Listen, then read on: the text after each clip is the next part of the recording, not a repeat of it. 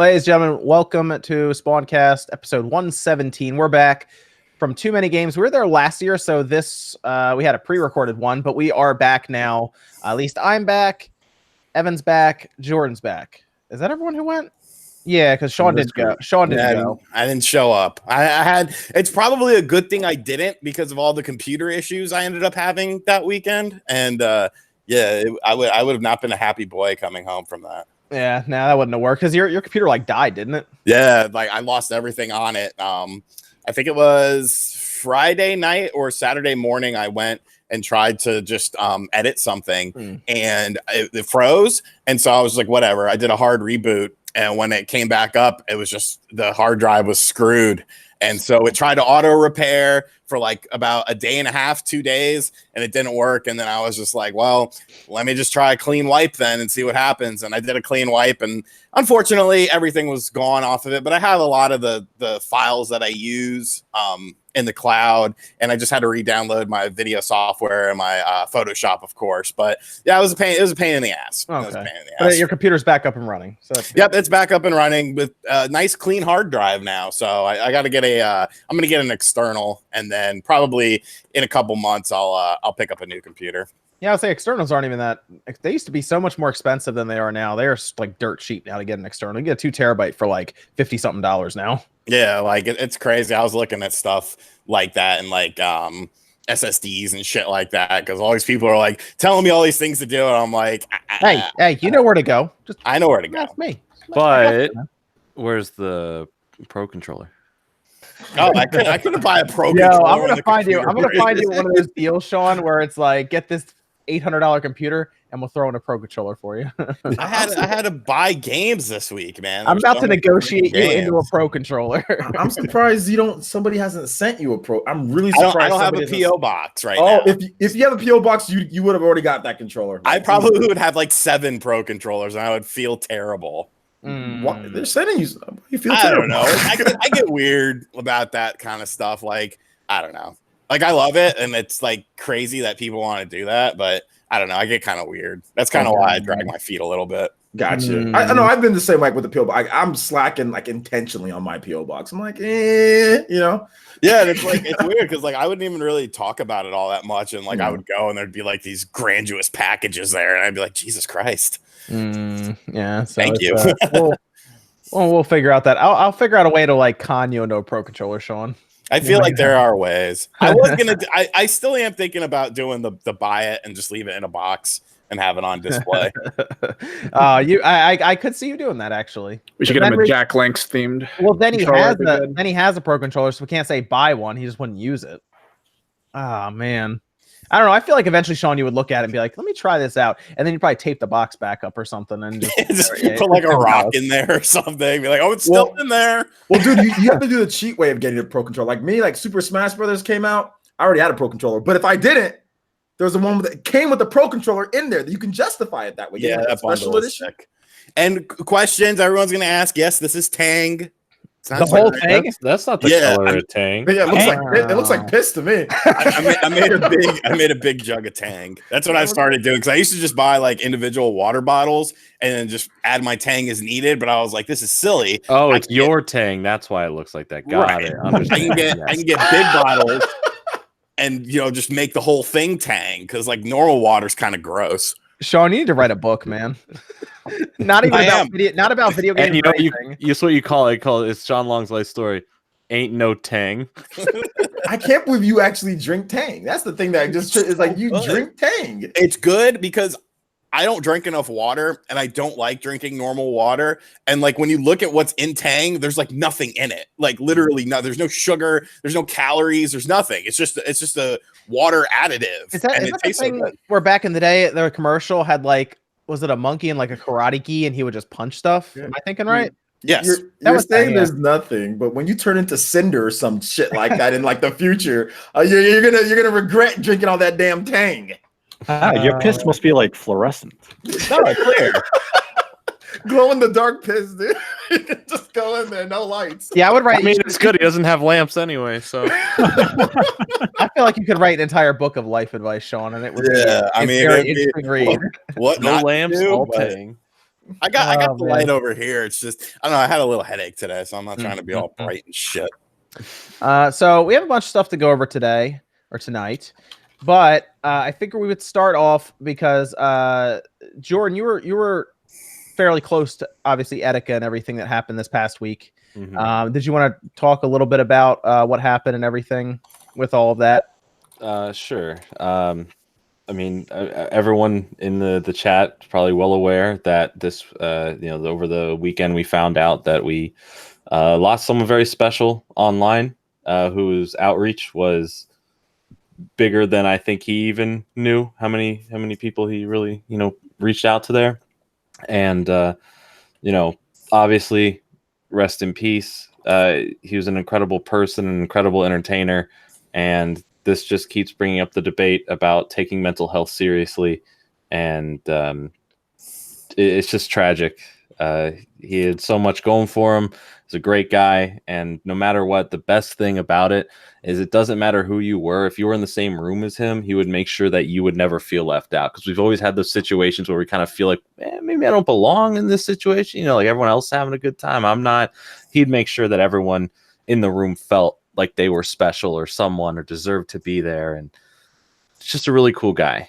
And he was super welcoming at Retro. What was that? The Long Retro. Yeah, you got it right there. He was super welcoming to Sean and I when we were there. No, Yeah, that's him. He had that energy. Like I made a video. I didn't do a video on the channel or anything. I put it on just Twitter and the Facebook page, just talking about it. But you meet so many YouTubers, and they're kind of different than what their on-screen persona is. A lot of people in the YouTube community are actually very quiet and a bit shy and stuff like that. And YouTube is just a way for them to sort of, break out of their shell. But when we met him, it was just you felt this energy, and it was the dude that you're meeting, the dude that you're talking to is legit the same dude that you see on camera. He was just he just had an aura about him that you meet people in your life, and you could feel when they're very genuine, even without, having a deep conversation about them. That was definitely the impression I had when we met him. It was just a very genuine and a really full of life dude. Yeah, the 100%. He was, he's just a really genuine dude. And I think in a positive light, what we can get out of this is all the togetherness we've seen in the community, the past few days, whether it be on Twitter or YouTube videos, the stories that people are bringing up, whether it was related to him or what he did or their life, and how everyone is just coming together for better causes and to be the best person that they can be. And that's the best thing that we can take away from this. Did you see the the little memorial thing that people built for him? Yeah, by the bridge. That was incredible. I'm gonna try to get up there to see it soon. I'll be there, and I'll be in New Jersey at some point in July. So I may just go right over to New York to everything was still there. People no one touched it, which is interesting. There was a bunch of Joy-Cons there. There was multiple. There were games. There was money. There was drawings. There was there's candles. A billion Twizzlers. Someone left the most valuable console ever, the Wii U, there. And nobody touched it. I'm glad it's a cool respect thing that no one's messing with it, and that's great. Yeah, it's definitely, you're right though, Jordan. Mental health needs to be taken a bit more seriously online at this point, especially with social media, age of social media. Yeah, that's my biggest pushback right now personally online is I made a video, YouTube demonetized it, and after reviewing it, kept it demonetized. It's literally only made $1.59, which all the money from that video was going straight to NAMI, which is the National Alliance on Mental Health. And since that, it's I don't, all right, whatever, YouTube, you can do that. But now for the next 3 months on my channel, anything the channel makes is going straight to mental health organizations like NAMI. And I'm going to have ongoing campaigns where we raise a certain amount of money for certain charities. I give away a Nintendo Switch or a console of choice. This is a drive that I'm very passionate about as someone who has suffered from anxiety, depression, as a lot of people on here have experienced themselves. Life can be extremely hard, and it's time to get the stigma against mental health seen in a different light. And that's kind of something I'm really really focusing on right now, because I think it's the most important thing that we have to open up the discussion for it, not just our online space, but for every person out there dealing with this. Absolutely. You also got Blockhead Gaming doing the shirts. I'm drop a link to that in the chat right now. I'll drop a link to the tweet that has the shirts on there. All of the proceeds go to the National Alliance of Mental Health. It's the same one, NAMI. NAMI, Yeah, NAMI. So cop your shirt. I went ahead and caught mine. So make sure. Yeah. The Blockheads guys, do they have tank tops there? I didn't see any. I'm not sure what they have. They're the homies. Do you not own scissors? You can at least go sleep. I mean, yeah, you could. I'm sure they can easily put one up though. They look so tacky. Well, they get they get the, no pun intended, they get the fringes around them. Yeah. I ain't trying to do all that. But yo, real quick, man, Etika, I'll be like, I remember talking to Etika back in the day, like in 2013, 2014, when his channel, he had like around 30, 40,000 subscribers and his channel was taking off. And he was very friendly with everybody in the comment section. That's my connect with him, was he used to talk back and forth, because back then Etika used to do like news videos, kind of like how me or John would do, but a little bit different. But he was actually kind of professional with it, with his news videos back then. So that's kind of how I found his channel. And he started really blowing up once Fire Emblem, like his playthroughs, like with Fire Emblem Awakening. So he would do news, he would do Fire Emblem, he would do so much stuff, and that's where I kind of started talking to him a bit. And a lot of his streams, like how hype he would get, the excitement that he brought, like a lot of the stuff to his streams, I kind of was like, yo, I want to be able to be like Etika. You know what I'm saying? He was a guy that I looked at and I was like, yo, I need to make streams this fun for my users, because his streams were amazing. At one point, he was literally the #1 YouTube live streamer. Like at any point, he could have 20, 30,000, viewers in one of his streams. It was nuts. There was nobody else, like him. So when I found out about the news and anything, it was just devastating. It was very, very hard. And like Jordan was saying, like I tried to make a video, have it be monetized so it can be sent to NAMI as well. They demonetized mine as well, but all that money is going to be sent, and I'm looking to doing different things as well. But man, Etika, he was one of a kind, and it's just really, mental health needs to be like, I haven't told many people this. I think some of you guys know, but in 2013, I had a mental breakdown. You know what I'm saying? Like it was just, and I don't know what would have happened, but the only thing that really kept me going and kept me trying was my daughter. So, I mean, like Etika didn't have that. A lot of people don't have that, but I had her, you know what I'm saying? So it's tough. So you guys really got to make sure that, social media, this type of stuff, at times you can block, you can walk away, you can do, there's always another option that you can do. You know what I'm saying? So it's rough, but man, I just wish there was something else that I can say that would make him come back, but there's really nothing that we can do. All we got to do is just be the best going forward, Yeah. Yep, for sure. They do have tank tops on there. Oh yeah. And muscle shirts too. I didn't see it. I was looking. Let me. I think they just added them because they actually added a snapback since I placed my order, and now can you put another link in the chat so I can? Yeah. Let me go ahead and buy that right now. Nate, was there anything you wanted to say before we started up some of the topics and games? I mean, I didn't know Etika. I really didn't feel. I never followed the content he produced, but I mean, I do mourn with the community for the unfortunate loss of life, and I agree with Jordan that the stigma for mental health is something that has to be done away with. People they can't fear seeking help, whether it's talking to friends or going to see a therapist. And friends have to, if you notice that a friend of yours is struggling, reach out to them, say, hey, I missed you today, or just invite them out, because just a little gesture really does go a long way. Okay. All right. Let's talk a bit about some of the games that we've been playing. Oh, Sean, you posted the link there for. Yep, cool. Yep, I see it there. Very, very cool. Okay, cool. Yep. So guys, you can check out the link that Sean posted. The proceeds go towards NAMI for mental health and everything. You can check all that out there. Let's talk a bit about some of the games we've been playing though. I know Red Faction we can't talk about yet. Nope. Okay, it's not Red Faction. But Mario Maker 2. I think everyone's been playing it for the most part. Hold on, Jordan, did you get a chance to do Mario Maker 2 yet? I picked it up. Yeah, I played a little bit of it last night. Yeah. Okay, cool. So what's everyone think so far about Mario Maker 2 now that it's out? It came out Friday, so we've had like a day and a half with 2 days with the thing now.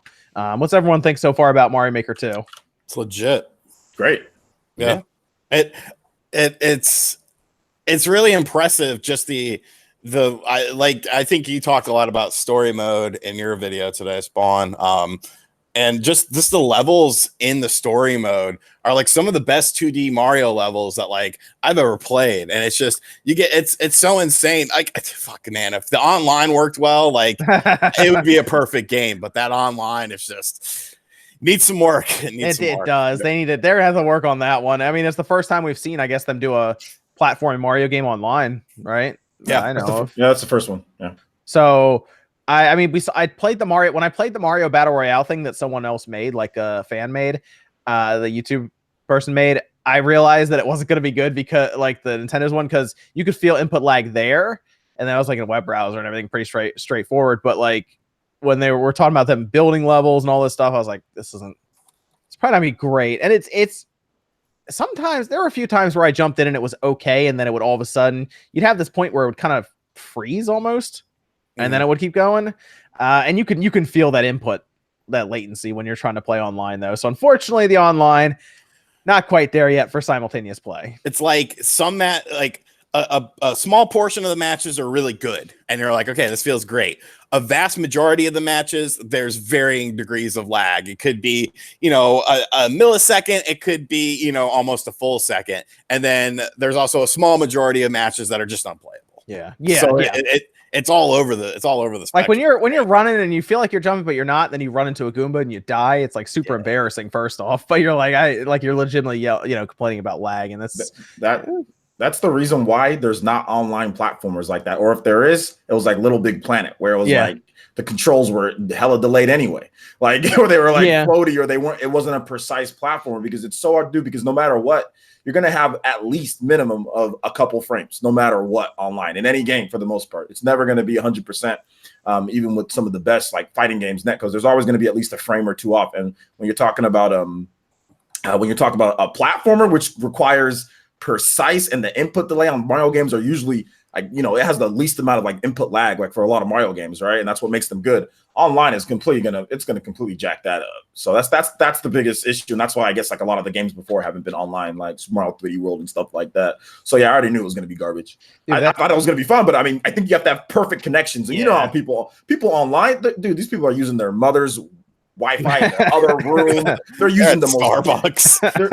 They're not using the Nighthawk. They're using the Dayhawk router. You know what I'm saying? Like they're using the Dayhawk router, that ghetto router with like 2 ports. Man, you already know they're using a 2G band. It's not even 5G. The story mode. I honestly, I think the story mode is like one of the best parts of this game. And Evan, you 100%ed that thing already. Yeah, about it had 5 to 6 hours. The maps were amazing. Yeah, I was gonna say it had to have been good if you like binged it like that. The trick is when I switched over to the online maps, because my little cousin was over here for the week because he was going to a camp, and we were just playing the random online maps, and they're once in a while you get a gem, but for the most part it just kind of sucked. Like I'm still waiting. We're gonna have to wait for the voting to really sort that out in the end. That's true, because we're still just at the beginning and people are figuring it out. But like I enjoy the well choreographed, like the well curated map, like that we would see from the Nintendo made games prior. But seeing maps that are just like, I wonder if we can hide this somewhere so it'll just pop out and kill you if you run by. Like it's like I don't know. That's less of a Mario map and more of a memory game to me. And I can't wait to see the better ones start to rise to the surface. Well, that's kind of how, I remember my time with Super Mario Maker. There was a lot of sadist levels that were like the top levels. I've actually managed to find a few decent levels. The best being the RGT 85 Inferno level. Oh, I heard about that one. There's an RGT 85 Inferno level. Somebody messaged the Facebook page and was like, "Hey, I made a level for you." And I was like, "What?" So in my video today, I was like, let's just put some random letters and numbers and see if we can find a level. And then it just happened to pop that level up. Oh man, that's funny. I need to check. I think Wood made a level, or has made a few. I don't make shit. I can't. Yeah. I was working on one. Did anyone play with the editor? Because I looked at it and I was like, man, there's a lot of stuff going on here. I didn't play it in handheld. I played it on monitor, and it's all right. I have to figure a couple things out, but I was basically trying to design like a real standard kind of Mario level, and it's got a lot in there. There's a lot you can do. It's fantastic. It's definitely a bit jarring coming off of the Wii U one though, because the gamepad was just so flawless, and now you have like those the wheels that have all the items and stuff on it. I just messed around myself, and I made some terrible level that had like 3 Bowsers chasing me down and trying to kill me. But I didn't, really, I didn't play the original Mario Maker game to create my own levels. I wanted to play the levels that were in the game and other user created levels, and I think they do a better job in this game of having levels and having such variety in the levels. I still think this is one of the few games where it really benefits from that Wii U screen, that handheld screen for editing levels, Yes, 100%. I think. Yeah. So, but then again, I'm not a creator, so I'm not good at editing either. The good news is though, I feel like I'm getting a lot out of it for not building anything. Oh yeah, for sure. Like I'm always looking at new levels. Sometimes you find really decent levels if you just go and just play some random new levels that pop up. I've actually found quite a few decent levels. I found one that they used the switch, they used the switch a lot throughout the level, but it was really cool. They had a puzzle where you're going through and you had 2 switches you could pick. You pick one, and it was basically like a maze because you couldn't see completely, and it would basically change the flooring and the walls and stuff you were going around. And it was really cool, actually, the way they did that. So I figured that switch would have been one of the best things for people to use early on. Was that one on the trending pages? I think so. Yeah, it was. I played that. That was the first level I played. It was like switch it up or something. Yeah, I played. Yeah, that one was awesome. So I was playing that. It was pretty cool. And you get the music ones too, where people are trying to do like the musical songs and stuff as you go through it. But there's some fun ones in there that I'm seeing. But I think you're right. I think as more people play and they vote them up and down, and people get a chance to, because there's some ridiculous levels right now that are being built, but they take like a week to build. So, it's going to be a bit before we see all of them. But yeah, definitely. Because I think this is the first one that actually has the thumbs down mechanic. It used to be just be thumbs up or nothing. So now you can actually filter a little bit faster by having people be like, no, this is actually horrible. The tags and the sort feature is so much better now too, to be able to just do that. So I want to do the auto levels. I just hit the button, I get all the auto levels. So it's fun. It's fun. But yes, the story mode saved it for me. I really like the story mode, but I'm already thinking about like the next Mario Maker with this, because they kind of expanded on the story mode. What if like next time you can actually edit the story mode, and you can have like a castle get built out, you can have all of like the levels built and everything? That would be cool. Like you can actually make your own story mode in a Mario Maker, because it's so fun, some of those levels they built. I think that would be cool. Yeah, there's actually one of our Discord people had a level that I'm going to post in chat a bunch that he wanted people to check out, so I was going to drop that there. Oh, cool. Okay, cool. Did we have a Discord question about Mario Maker as well, Evan? Mostly just asking if we think there's a chance that it'll ever get mouse and keyboard support for docked. It has. The Switch can use a keyboard. Mouse is interesting. I think that it would help a lot. Didn't Andre Seegers make a fake video using this Super Nintendo mouse? Yeah, bastard.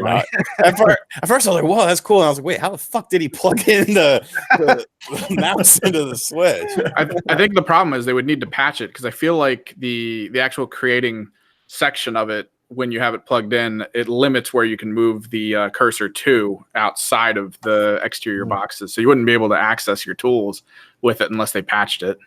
That would help though, if you could use a mouse and everything, and that'd be amazing if they could do that. But I know a keyboard works now. It would just be if they want to add that mouse support to it. But they could probably do it if they really wanted it. It's just a second screen though would help so much.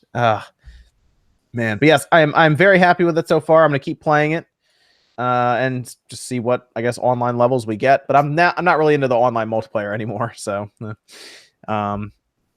Evan, do we have any Discord questions while I pull up some of the super chats before we get into some of the other stuff we've been playing? Well, I think on the recorded episode we talked a little bit about Cadence of Hyrule and its soundtrack. We had a guy who just wanted to point out and make sure that we knew it came from a person on YouTube who goes by Family Jules. If anyone's familiar with it, I'll just post. Yes, I love his stuff. Yeah, there. I'll just post the link to his channel there. But it's just making sure that we're aware of it. Other than that, only really one question came out of Discord this week, and that is on July 10th, Soul Seraph comes out. It seems to be a remake of ActRaiser on the SNES, and is anyone planning on reviewing it? Soul Seraph, interesting. Yes, I did see that, and it's literally like a modern ActRaiser. Like it has the whole overworld creation with like the god mode, and then it's a side scroller as well. Oh, that's cool. Yeah, It looks really good. That's interesting. I'll have to look into that one. Yeah, Soul Seraph, July 10th. Soul Seraph. Okay, July 10th. Yeah. I'll look into that. We'll see. I'm sure Sean will probably. Is it what system? What platforms are those on? Is that on? It's on everything. Yeah, it's on everything. It's on everything. Okay, you'll probably be all over that, Sean. I could see that. Yeah, I'll look into that too, though. What's the price on it? I think it's $14.99. $15. Wow, $15. That's good. Yeah, it is on everything. Very cool. We'll check that out. Could be good. Let me go through some of the super chats before we talk about a certain game that Sean did a review on. Miguel says hi Miguel. Irvin Mendez says Joy-Con boys forever. Iansky YT says won't listen until Monday because it's 2 a.m. here, but seeing your live, I wanted to pay something back to you guys. Love listening every week. Thanks, Iansky. Jeff says, love the show as always. Thanks, Jeff. Joe says, I meant to ask this weeks ago, but do you think the current lineup of games on Xbox Game Pass for PC is worth it? That is a good question. I would say, because it's still, I mean, I have the Ultimate right now, so that's $15 a month, so Xbox and PC. I would say yes, because they have their first party lineup on there with Gears and everything isn't bad. But I think it's gonna be more or less when does like Halo and stuff show up. But I would say yeah. I just think Game Pass in general is a great value for the money. Abaddon says Sure. Abaddon says no Tang hate. He's got your back there, Sean. Thank you. This man Abaddon, don't get me started on this. This dude don't even drink Tang. He drinks water all day. Don't stop, Abaddon. But he could drink Tang. But he doesn't because he's such a good example for his children. David says who sometimes uses a fight stick. That'd be Evan, right? Evan. Technically. You were just using it for Samurai Showdown. Yeah, I use a mix box. It's All right. a little less stick, a little more keyboard. Oh, that's right, because it has the WASD, right? Yeah, well, keys, WSD, whatever. Yeah. Okay. They just released a new one that I'm actually thinking of getting because it's ergonomic. It actually has it angled in that I told them to do when they sent this to me. Still WASD and everything? Yeah, for the most part. Cool. Retro Video Game Pickup says, great channel, keep it up. Thank you, Retro Video Game Pickups. Joe says, if it makes the Bloodstained situation any better, Super Neptunia RPG on Switch is loaded with technical issues too. Interesting. Wait, Super Neptunia. That made it better. Yeah. JTT says, what would make / break Astral Chain? Hashtag RGT needs pro controller. You're gonna have like eventually have a just gonna be trending on Twitter at some point. I'm gonna have like a room of pro controllers. Good. So- you can send me one. What would JTT? What would make / break Astral? I'll say what would break Astral are technical issues or performance issues. I think that's what would break it. What would make it? Honestly, it's. I would say at this point, length of the game. How long is it? How long is the game? Because it already looks good, everything we've seen. But is it a 10-hour game? Is it a 5-hour game?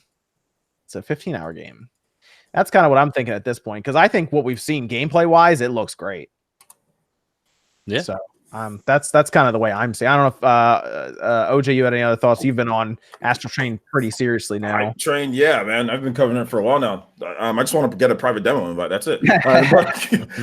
No, but I think really what would break it is if it had, let's just say, like Bayonetta PS3 type of situation. You know, yeah, that would break it. So control problems, input problems, frame tracing problems. It just doesn't feel good to play because we know about how Bayonetta felt on the 360 and how the game is supposed to play. We know about Platinum Games. They have a feel to their games, and Bayonetta on the PS3 did not feel like a Platinum Games title. So if it was like that, that's what would break it. What would make it even more, it would be like length of the campaign and extra content. So if we got, 15-hour campaign, somewhere in that range, that's good. You want something in there. And if there was like extra modes, replay, like let's say like Bloody Palace, something like that, that would like assure it, which it does seem like it does have something like that. Replayability going through it a couple times. Yeah, like replayability, different, maybe even like alternate things that you unlock afterwards. Bayonetta games and like that, they always have like new game plus mode. Exactly, new good. game plus mode, the harder difficulties, things like that. So that's all the stuff that would make it like a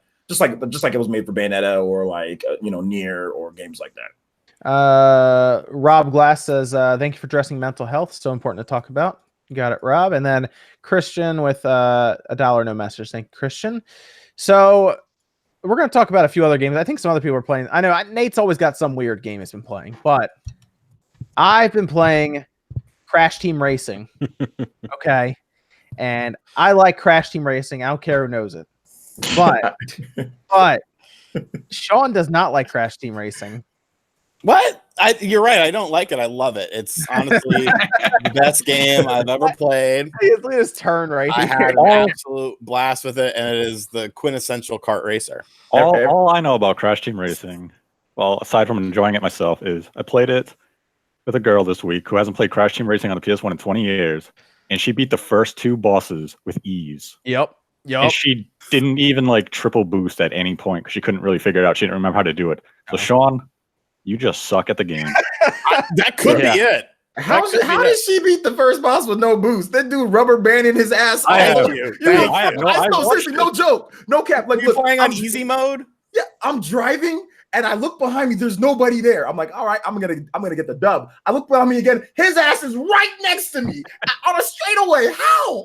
I sat there watching. Like, she lost the first time, and then the second time she kicked his ass. I'm sitting. I'm like, oh my! Like, I'm like triple boosting, and the guy's still passing me. I'm like, I had to hold on to a boost and shit, and she's sitting there like she just like stayed right on his ass, and then she would get ahead of him, drop a bomb box, and then the kangaroo guy was like half a mile behind her, and she just cruised into victory. She beat him by 7 seconds. Yeah, there were a couple races. I recorded a few, Sean, where I beat the boss by 6 or 7 seconds too. I did really well against Oxide, surprisingly. He was my easiest boss I took down. I think I was watching one of my buddies play it on Twitch, and he was talking to the chat and laughing the whole time while just dominating every map. Like, I don't know. Once you fully get like the boosting stuff, it feels unnatural. Like Sean, like I get, like it can be weird, but if you like get it, it's smooth and it just works. And I've had no problems with the game. I forgot how short the adventure mode is. If you're like not doing all like the collecting everything, I beat it in an hour and a half without. That's not without getting all the time trial stuff and all the extras. There's a level of map knowledge to it as well, because I was watching my friend do a bunch of weird shortcut jumps, like cutting whole seconds, 2 seconds, 3 She was seconds. doing that stuff too. She was doing the first course, and she jumped up, and she was like on the bridge that you see. Like, she was doing the letters. She was collecting the letters. I'm like, I didn't even know you could do that. She's like, yeah. I'm like, you haven't played the game in 20 years. Yeah, there's this one bend that you have to kind of go up a hill to get to, and my friend literally just like skid jumped into the air and went the whole way up and down the other side and cut like 4 seconds off his time. It's just is it the boosting that bothers you, Sean? Like trying to get that going? No, it's the rubber banding. I couldn't get over the rubber banding, and the fact that like I was hitting, like I showed it in the video, I literally hit an enemy with an item, and they did like the little spin motion. And then they just kept driving, and I'm like, there's no acceleration right away. Like if you hit, it happens to you too. If you hit the gas at the right time, you'll just go too right away. Yeah, because I was noticing, I did it to other people and they blasted, but they still kept going. But I got hit as well, and I lost no speed. Yeah, so it's weird. In a win-win case, it didn't bother me when I still kept my speed. I was like, all right. You know what I noticed about this? This game was this hard for, I think, a lot of people when it came out on the PS1 as well. Like, I think it's the same difficulty. Like, I think people just got hit with the 90s out of nowhere, and it kind of messed with people, I think. I think it's very similar. The build that I played at PAX East, they had the same build they had on the floor that I played in the Beanox's like hotel setup. Was that they had a problem? They had a bug in the AI that put all their racers on extremely hard mode if there wasn't a full group of people playing. So they had to, on the show floor, once they figured this out, they're like, okay, we can only let people play if there's like 8 at a time. Like, we can't let there be one AI person, because that AI person was going to win every time.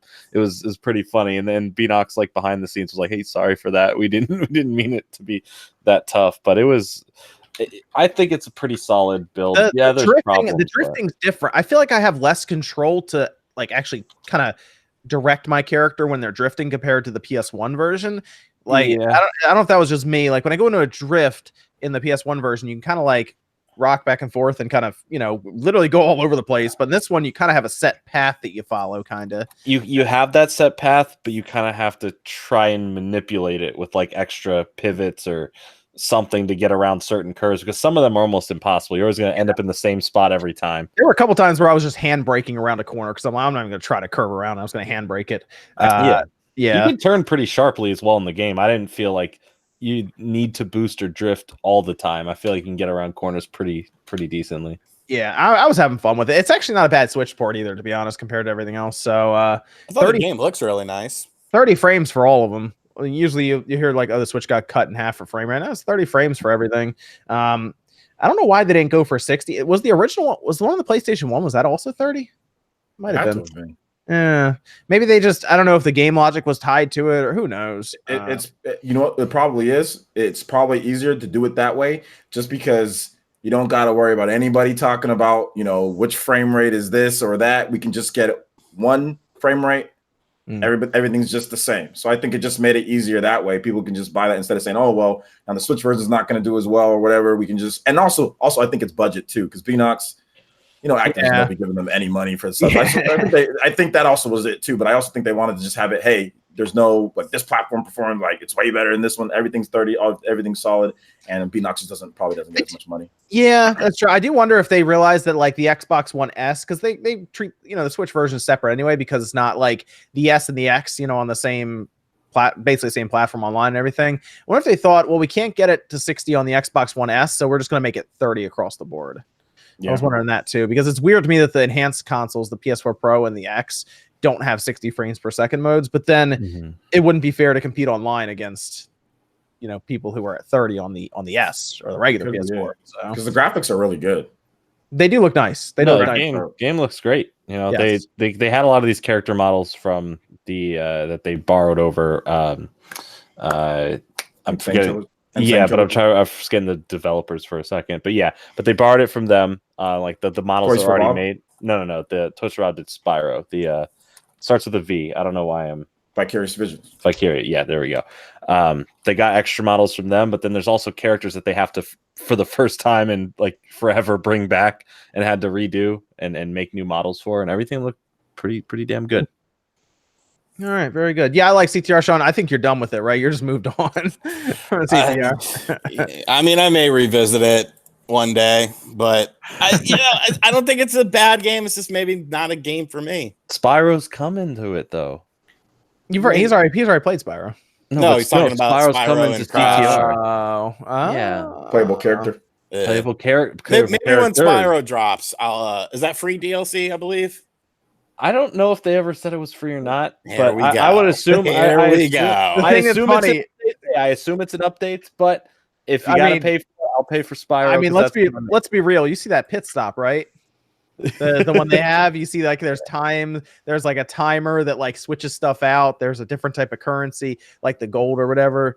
I mean, am I the only one that sees like Activision possibly adding microtransactions to this thing? Oh, I know. Yeah, this is like smelling a mile away. Like there's no hiding this. It's like, I feel like they have an in or out here. They could easily be like, and now that everyone's reviewed it and talked about it, all the free DLC's out, now you pay for things. Yeah, or what they do with Call of Duty. Yeah, or they're gonna get scared of that backlash and just be like, never mind, we had no intentions of touching this. Have a good day. There's the only two ways, in or out.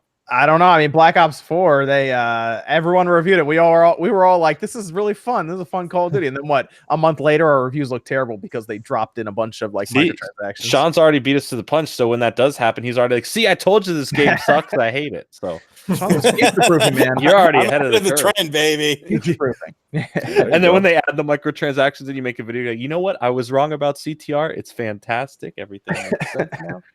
So what else have we been playing? What else everyone been up to? Samurai Shodown. Okay, let's do Samurai Shodown first, then we'll do Bloodstained. And when you think of Samurai Shodown, because you're the only person on Earth that played it. I enjoy it. There's some I enjoy it. There's some mechanics that are actually kind of weird. It'll be interesting to see it be played at EVO because I'm wondering how they'll be used. Wait. How did you play this game? On PlayStation 4. Wait a minute. This game made you plug in your PS4? Yeah, I stood up, I pressed the button, it didn't come on, and I went, oh wait, that's right, and I plugged it in. So nice. Wait, was that the first? That was the first time you plugged in your PS4 since Spider-Man, right? Yep. Interesting. Yeah, Did you play that? You played that in 4K and everything then on the Pro? Yeah. So Actually, I think 1080 because it was passed through the Elgato. Okay, so what do you think of Samurai Shodown? It's mechanically sharp. It's pretty good. Apparently, on release day or slightly before release day, it was going to come out at 8 frames input lag, which is worse than Smash by a little bit. But someone talked about it and they went, "Oh crap!" And then they patched it to 4 on day 1, which is amazing. The gameplay is great, and for anyone who maybe is thinking of getting it, apparently through July 2nd, you can just go on either the Xbox or the PlayStation eShop and download the Game Pass for the first season, which is 4 extra characters, and they'll just be attached to your account. Game Pass? I heard Game Pass. Yeah, it's almost like Game Pass. $1, 3 months. It's their season thing. You just get 4 extra characters. So if you find it in a bargain bin like a year from now and think of playing it, you'll at least have 4 free characters. So it's is it good for anyone who liked old school Samurai Shodown then? It's pretty good. It has a lot more refined mechanics to it because a lot of the times in the old Samurai Showdowns, they didn't quite know where they wanted to go with it. Some had throwing, some didn't. Some you had to do like some special things to get a heavy attack out. Some didn't even have that.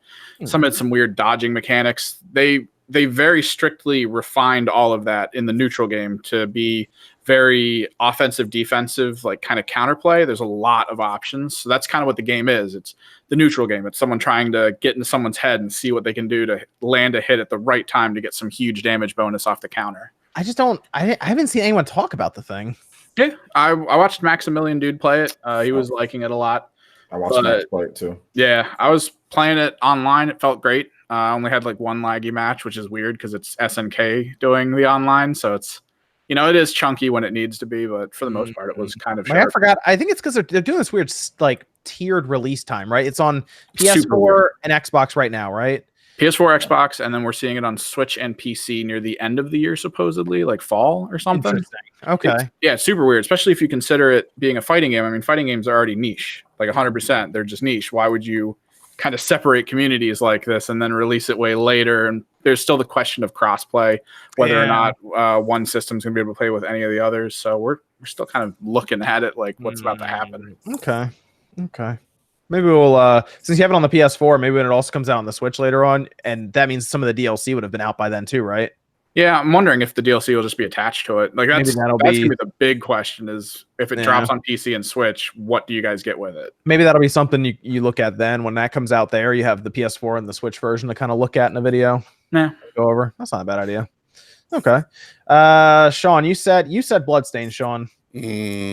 Tell me about Bloodstained, Sean. What's wrong? What's wrong, Sounds Sean? like a good game. I got the Switch version, man. Oh, dude, Bloodstained's great, dude. I played it on PC. What did I tell you, Sean? What did I tell you? I tried to help you, man. And it's like, I'm 4 hours, 5 hours in now, and it's like I want to play more, but I don't want my experience hindered. So I really wanted to just blow your mind, Sean, and just like account share with you for the PS4 version, just so you could try it, because dude, it is like a whole other world on that. But I can't play that in bed. I mean, you can. You have a TV in bed? No, I got the N64 in the bedroom. Oh, you're good then. What? Just put the PS4 in there. That's the only cool thing. Like when you play Bloodstained on Switch, it's like this would be so dope if it just ran good lying down in bed because I was playing it. I'm like, why can't this be good? And then I freaking got up and went to my damn office here and played it on PC. Like, but man, I wish it was. The core game is so great. Like, it's exactly what I want. It's just the Switch version is not a good port at all. Yeah, it's painfully bad. Like for me anyway, because if you like you're saying, OG, you've seen the Promised Land with this game on the PC, right? I've seen the Promised Land, the in-between Promised Land on the Xbox, and the damn hell. I've seen all 3. Yeah. So it's like, man, if it was just there, that would be it, right? That'd be amazing. I actually played it on Xbox One X first. That's I went out there and bought it because mine was still. So I just went out and got the game, played on Xbox One X. It plays smooth, but there are some areas where it's just like, oh, what's going on here? So here's the weird thing about this. I was playing on the PS4, and like I think Wood said he got an update for the Xbox version. He was like, I can see potions and how much I can heal now because of that. I was like, that's been on the PS4 version since like day one. I wonder if, all right, so here's what I think may have happened. I was telling you this, Sean. I think they designed it with PC and PS4 in mind first. Yes. And then they were like, I guess we'll put it on the Xbox. And then the Wii U kind of went away while this in development. And then the Switch shows up and they're like, well, we got to put it on the Switch. Yeah. I think that's kind of how it went down because the PS4 version seemed further ahead than the others. Like, oh, no, it is. There's an exclusive glitch that I should have captured it, but I didn't. There's these boots called the squeaky boots, the toy boots. And they make a squeaky sound anytime you walk and everything. Like SpongeBob. It got so annoying. I'm like, let me take these dumb squeaky boots off. But then the sound kept on playing no matter what I was wearing. So and I'm just like, oh. So why is that even a feature? That's so annoying.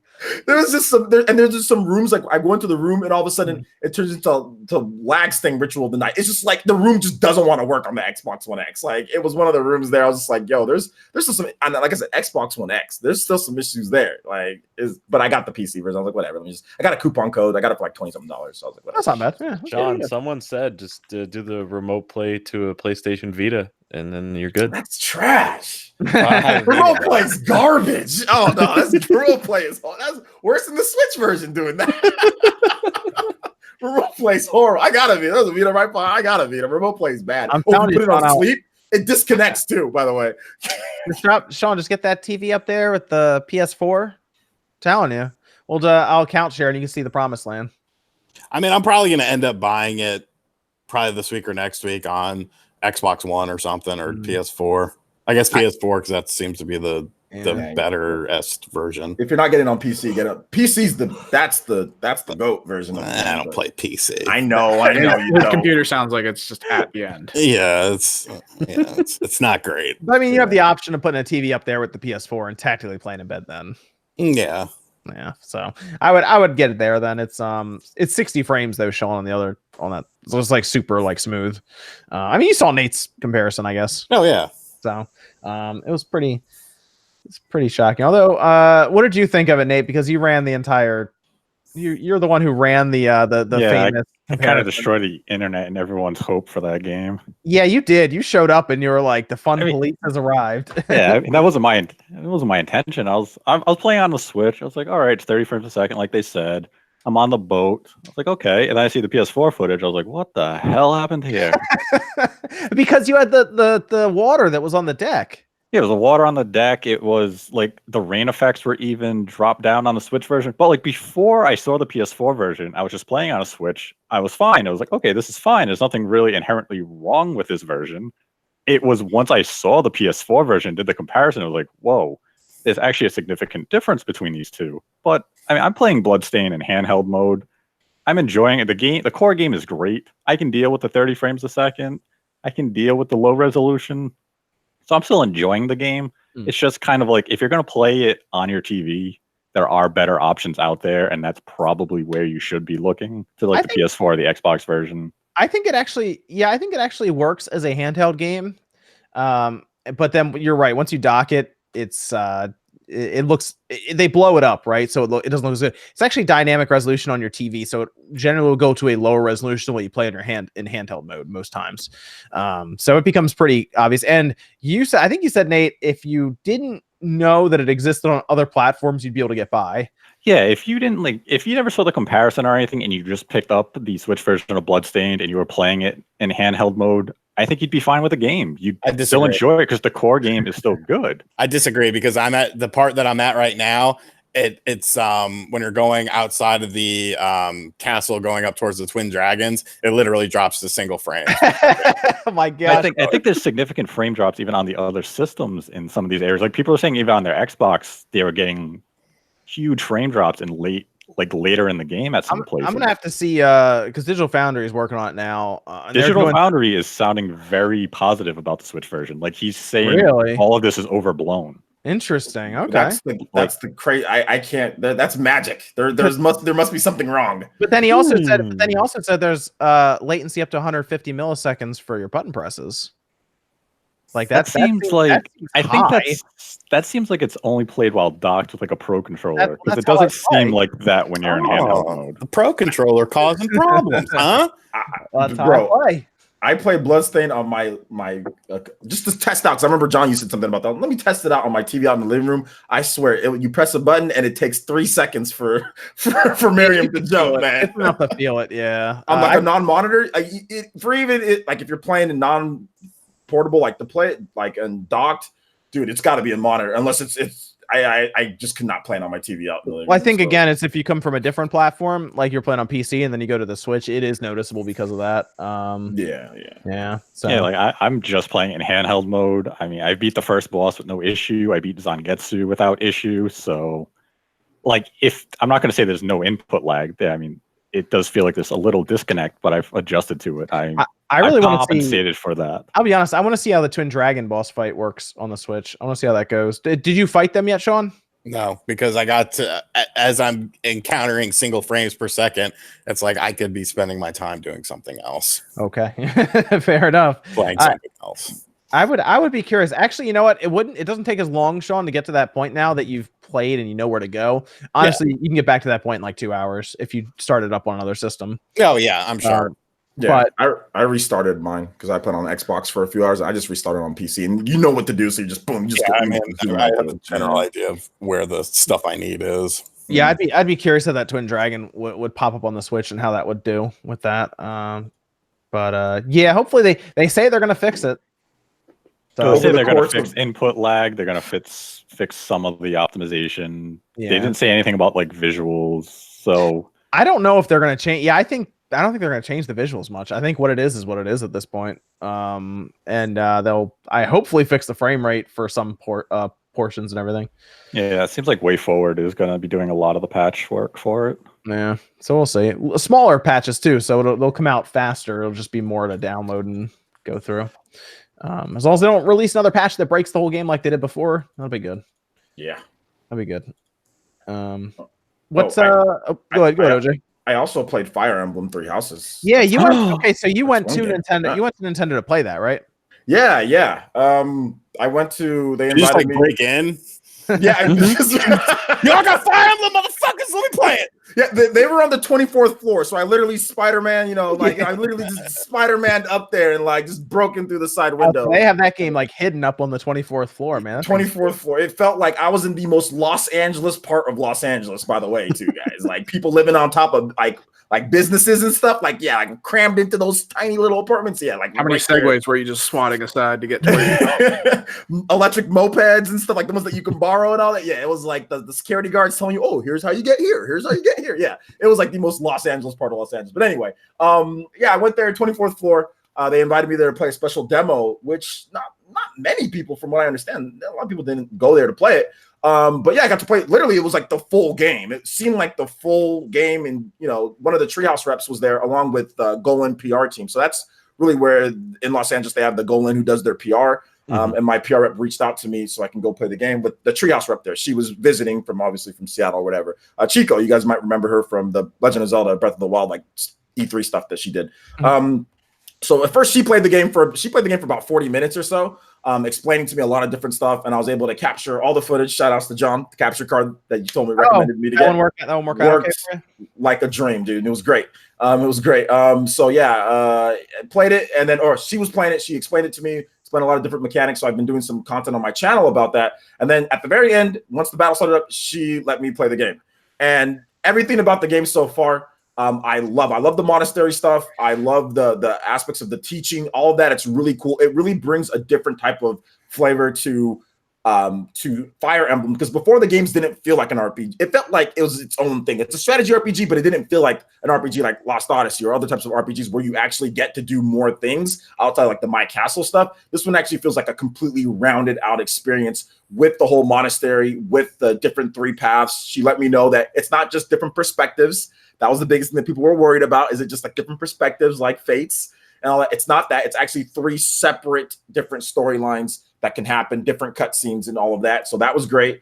She explained to me a lot of the features of the game, what you're going to be able to do. The battles are definitely more intense. The animations are great. Really, the only thing that I had an issue with, or that it's like the ground textures necessarily aren't the best, but the animations and the actual like models look great. The gameplay is smooth. It really just like as soon as you start playing it, man, it clicks. Like especially if you're a Fire Emblem fan, it just clicks. It feels great to play, and there's a lot of different abilities that you can get. Like with the combat arts, it gets real in depth. But like newcomers can play the game too. Like you can put it on easy or class or casual or whatever and play. But yeah, man, I had a ton of fun playing. I was able to capture some footage. Got some content on the channel too. If you guys want to check it out, I got some more exclusive content coming too as well in terms of footage. That seems like that would be the game seems so large. It'd be hard to really like take everything in. And how long was your session there? Like you said, like an hour or so. About an hour. Yeah, we about an hour session. I got to play for about 15 minutes. So that'd be tough, man. That'd be tough to like take all that in like an hour. That's a big game. And I should have brought some notes like to write down, but I mean, thankfully I remembered most of the stuff, but I should have probably wrote some stuff down. But yeah, I went through the footage again. I remember what she was saying after I saw the footage, and yeah, it's a nice game. The monastery looks great. It's just on field, like some of the textures on the ground, not the best. Models look great though, but the monastery looks so good, and all the different stuff that you can do. So I'm excited for it. They're getting ready for the marketing and everything. I'm obviously huge Fire Emblem fan. I've played all the games, beat most of them. So yeah, it was great to play. But the thing that I like the most about the game is like they added some of these beasts on the map that have like the Sekiro Shadows Die Twice type of deal. They have like multiple health bars. It's like they have like 3 different health bars on these divine beasts that you have to fight, and they're pretty tough. So it was cool to also play that, and like the battle battalions or whatever that you have like that are around you. You can customize those, so it feels like more of a large scale battle than just like 8 people on a map fighting against each other. It actually feels like a war is going on at times because of all the different people that are on the map. So that was great too. Okay, very cool, very cool, very cool. And then what about Nate? What weird game do you have for us today? Oh, what have I been playing this week? That's weird. Let's see.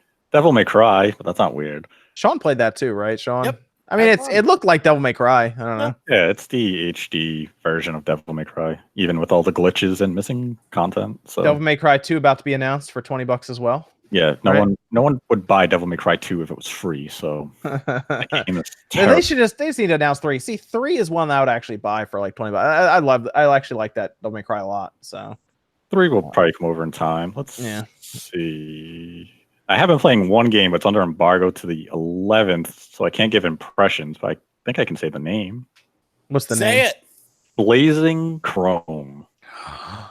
Now this game, I can't say what I think of it. Damn. You want to too, man. It's You like really a want Contra Metal Slug type of thing. Let me look this up. Blazing Oh yeah, Chrome. that's the 16-bit looking game.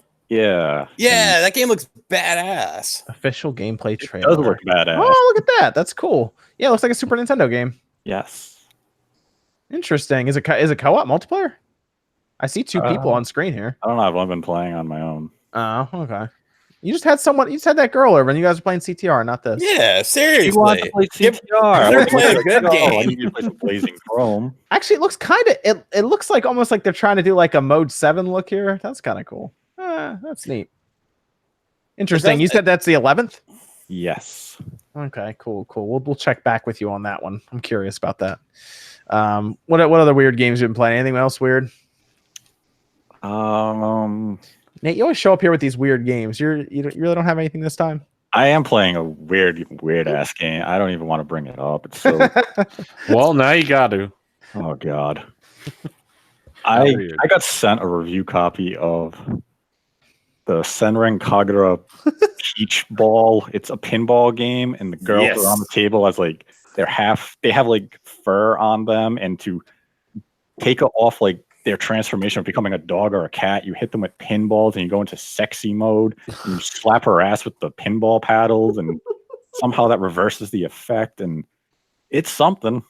I'm sitting there, I'm like, what the hell is this? This is what happens. I mean, you talked for I think a good chunk of an episode about another ecchi game you were playing, and now you're just gonna get them all over. It's great. Yeah, You're a perv game guy. That's what you need to be. That's the new channel name. The perv game guy. Direct perv gaming. Weird. You're slapping her ass, and then the next girl, you're hitting her boobs with the paddles, and then it's like, yeah, now you've reversed the effect, and she's happy, and then you're spraying her with a water gun. I'm like, can't I just play a pinball game? No, this is AAA gaming at its finest, my friends. It does have good HD rumble. I hope so. It better. What about Jordan? What's Jordan been playing? Literally since we got back, I've been doing a lot of work, so I've only had time for CTR a bit, and then, like I said last night, I played for like an hour or two of Mario Maker. Okay. So nothing crazy, nothing weird, no weird, no Segrin Kagra games, unfortunately, but maybe another time. It was all of a sudden it showed up in the mail. I'm like, oh sweet, someone Wait, sent they me a mailed it game. to And I you? opened They it, I'm mailed like, it to what you? the hell is this? Wow, Was the they envelope a little bit moist? they actually mailed it to you. Wow. And it comes with an instruction book. I was like, wow, this is like the one game that came with an instruction booklet. They went all out. And I'm pretty sure there was like a wet nap behind it. So Oh, man. that's just, I don't think I can play it after I play for like the 15 minutes. I was just Hey. like, I can't play this game. I'm still waiting for my panty game to ship. That Japanese game. Panty Party, right? Panty Party. That's the one. Sean I knows all remember about it. Yeah, I didn't buy that shit. You buy that game, dude. I feel like they put you on a list or some shit. well, guess I can't fly anymore. I had to get that collector's edition from Sean PlayAsia. Sean got the Power Rangers limited edition thing, limited run Yeah, game. somebody thing. said in the chat that like there's an issue with the DLC, like all the DLC isn't going to be included or something. In what, the Power Rangers thing? In the limited run one. Weird. That's like $90, isn't it? Yeah, but I mean it's okay because I already have the digital version, and I mean I'm not going to open the game itself. I just want to have it, but I will open the collectible aspect of it. But yeah, I thought that was weird. Let me get through some of these super chats real quick. I am Awakefy says, would Spawnwave ever consider guest editorials talking about problems in the game industry? I haven't really thought about that at all. I mean, guest editorials. I haven't really thought too much about that. Sean would probably do that though. You just hand him a topic and he'll rant for a bit for you. Yeah. Gold Pop-Tart with $1. Tasha Raniko says, what if they remade Mario RPG like Secret of Mana, and when they show Geno's Woods, Link shows up and Geno is announced for Smash? How many characters? We have 2 characters left for Smash, right? Don't hold your breath. That sounds wild. So Geno's in Smash and this is Mario RPG. It brings up a question of who like, that's just sounds wild. who are the last 2 characters in Smash be? Obviously, Master Chief and Steve. Because people are talking about Geno, right? Master Chief and Steve. I keep seeing Geno get thrown around, but like, who's really left outside of like something crazy like Sora from Kingdom Hearts? Yeah, but at the end of the day, we've heard hundreds of things, like Ryu from not Street Fighter, but from Ninja Gaiden. So like, we've heard great ideas. It's just, what are they actually going to do? I think he could be somebody because Koei Tecmo and Nintendo have a great relationship, and Ryu Hayabusa has a long history with Nintendo systems. So even some exclusive stuff too, by the way, like Dragon Sword on the DS. Yeah, that's That was true. such a weird game. But I mean, I feel like the only other one that I see that like I think people will say that blow their minds is either what I guess Sora. Goku obviously can't be in, I guess, from what Sakurai said. But is Sora like the last mind blowing one left? It's fine. Geralt will be in. It's good. Oh god, he's just throwing everything at this point. Hey, remember The Witcher 3? I guess Master Chief is the other mind blowing one. I don't know if they would do another Microsoft like crossover. I think, but I mean, Banjo is known as. I mean, people still know Banjo as like Nintendo. I mean, technically, but I think like that was their agreement. Like, all right, we're gonna do one. Let's do Banjo. If they Master Chief, whatever, they throw them in there, whatever. I don't think they're gonna go more than one Microsoft-ish, choice. Nah. Sora would be cool. That'd be interesting. I think they should do Beautiful Joe. Oh, that'd be a good one. That'd be awesome, actually. You'd have to make a Beautiful Joe game to go along. It was fun in Tatsunoko versus Capcom on the way. Yeah, that doesn't count. Let's get another one of those. I love Tatsunoko versus Capcom was cool, but I didn't give a fuck about the Tatsunoko people. Tekken and Blade was amazing. So was Kashern. I mean, I just didn't have any. I didn't know who they were, so I was like, "Oh, these are random people." Or Crash Bandicoot. That's funny. It's gonna be interesting to see the last 2 characters. I don't know. I'm curious what they'll do to blow people's minds, because the last one has to be mind blowing, right? Like that last one. Crash Bandicoot. Chrono would be good. Who was the last character announced for the Wii U Smash? It was it wasn't Bayo, right? Was it Bayonetta? Yeah, I think it was Bayo was the last one, from what I remember. Was that considered mind blowing at the time? Yeah. Well, There because you she won go. the ballot. Well, she won the ballot though. So I thought, Okay.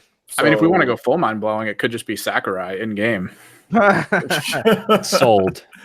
Sold. Yeah, babe. Okay, yeah. I'm Yeah, trying but- to. I was just trying to think of what the because the last one I assume has to be like you have to go out on a high note. So Yeah, I don't know if Ryu Hayabusa is that high of a note. no, that's why I was thinking. That's why I was thinking you go out on like a Chrono or a Sora or something like that. Yeah, Yeah. but those aren't. I mean, Chrono's not that big of a deal outside of Shut like the your RPG damn- family. So like you already got the Shut Dragon your Quest characters. damn. I ain't trying to hear you right now, and I don't ever tell you to shut up. But I ain't trying to hear whatever you're about to say. I love Chrono Trigger, but I mean, it's kind of like, I mean, for the amount of people that are gonna be like, "Oh, cool," and 90% of the Smash base is gonna be like, "Ooh." I mean, No. but I think Sora is like. I mean, we just had Kingdom Hearts 3. It's like you could get away. That would probably be the big one you end with. I think, but Chrono would be the cool like one before though. So I don't know. I People think are you going should crazy with Bayo. Chrono's more popular. Well, Sephiroth, interesting. at one point, Chrono was more popular than Bayo. I mean, in their height of their games, Chrono was more popular Yeah, than but Bayo. that was 22 years ago. I know, damn it. You just remind me how old I am. Shut up, Nate. Jason, no message. $1. Thanks, Jason. Eric says, "Hey John, one of the 2 original Duke controllers I got at Too Many Games is a bad start button. Would you be interested in fixing it on a Tech Wave and keep it for yourself?" Maybe. I mean, the Duke controllers, I don't think they're that hard to get anymore, but they to find an original one is a little tough if it's in good condition. I might look into that. I might talk to you about that, Eric. We'll see.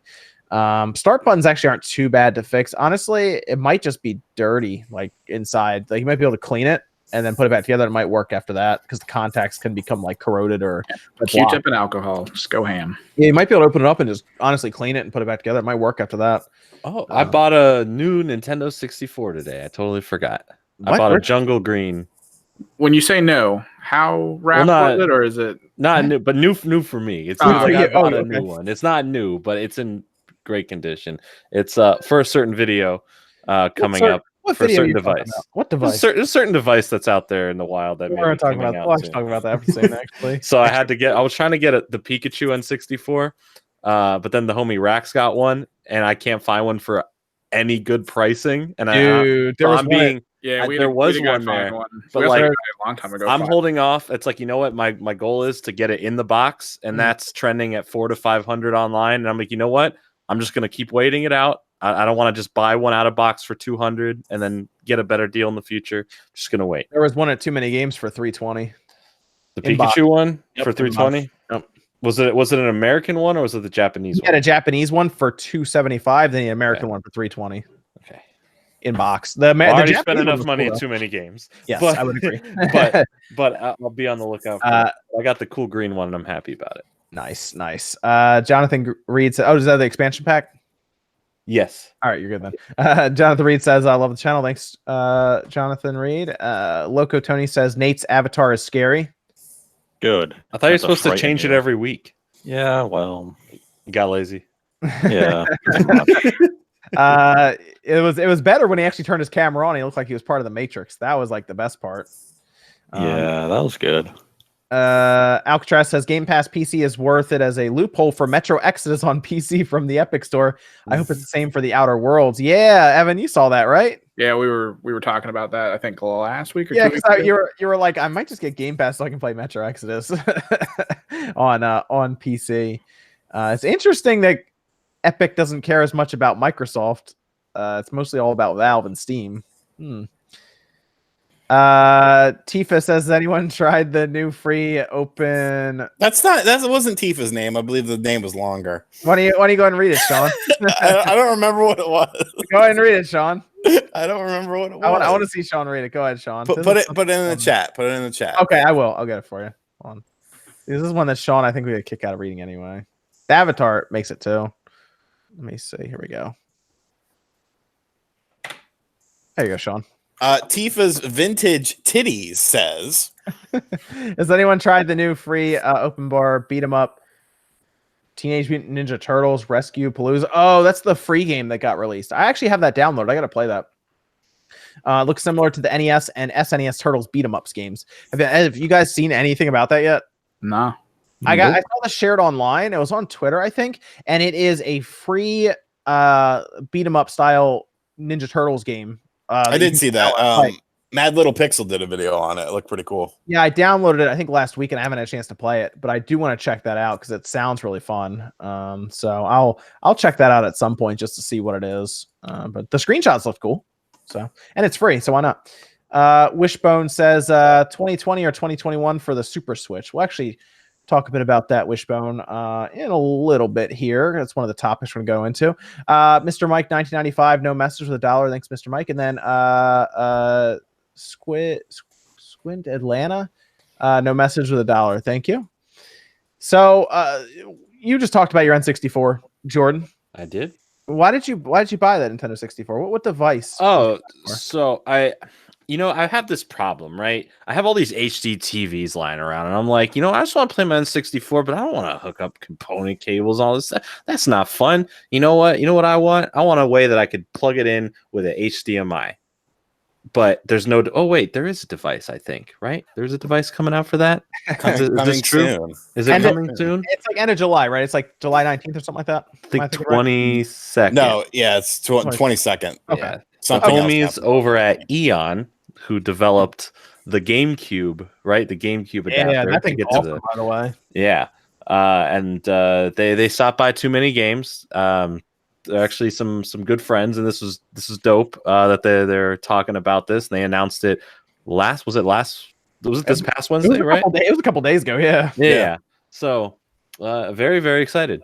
This is really cool. N64 is probably my favorite console, and to play it in HD is going to be great. It's going to be interesting to have that on the back. Like it's just like this little adapter you plug in, and it goes HDMI. Yeah. Okay, Sean, where are you going, Sean? Nope, don't. He's going to get more time. Don't break embargo, Sean. Don't do it. Wait, no, actually, I think he can show it. He just can't show it on. Sean has the device. I think I'm getting it this week coming up. Yeah. Sean has it. He's probably okay. Sean, go ahead. Yeah, so this is it, and that's all I can really say about it. But this is what it looks like. Yeah, so several people on YouTube and everything are going to be reviewing this thing, from what I can tell. They're all getting sent out. I think, like I said, I think mine's coming in this week. And I wanted to pair it against the Ultra HDMI that I spent all that time soldering in to see how it does against that. But it's interesting because it has to come out of that port, and that port, it's going to use S-Video. Yes, that's what it's using. Well, they said that in the in the press release. Yeah, so it's using S-Video, which is something I was like unsure of at that time. I was like, okay, but people, I mean, it looks from the video they showed, it looked good. It looked brighter, it looked a little clearer, and then they have that smoothing button. Was a slick mode or something that seems to side here. Ooh, the slick button. It seems to kind of smooth out some of the sharp, like jagged edges. I'm gonna be doing my video covering all the Pokemon games on the Nintendo 64. So I'm very excited for that. That's why I wanted the Pikachu N64, but this is why the N64 is in my bedroom currently. Because I've been playing Star Wars Shadows of the Empire. Oh, I'm sorry. No. As a kid, I never knew. Like, I don't know if I was just an idiot or I didn't like first-person games, but playing that game in first-person mode is so much better. So much better. Person, yeah, by far than third person. Yeah, I would agree. Did you say third or first?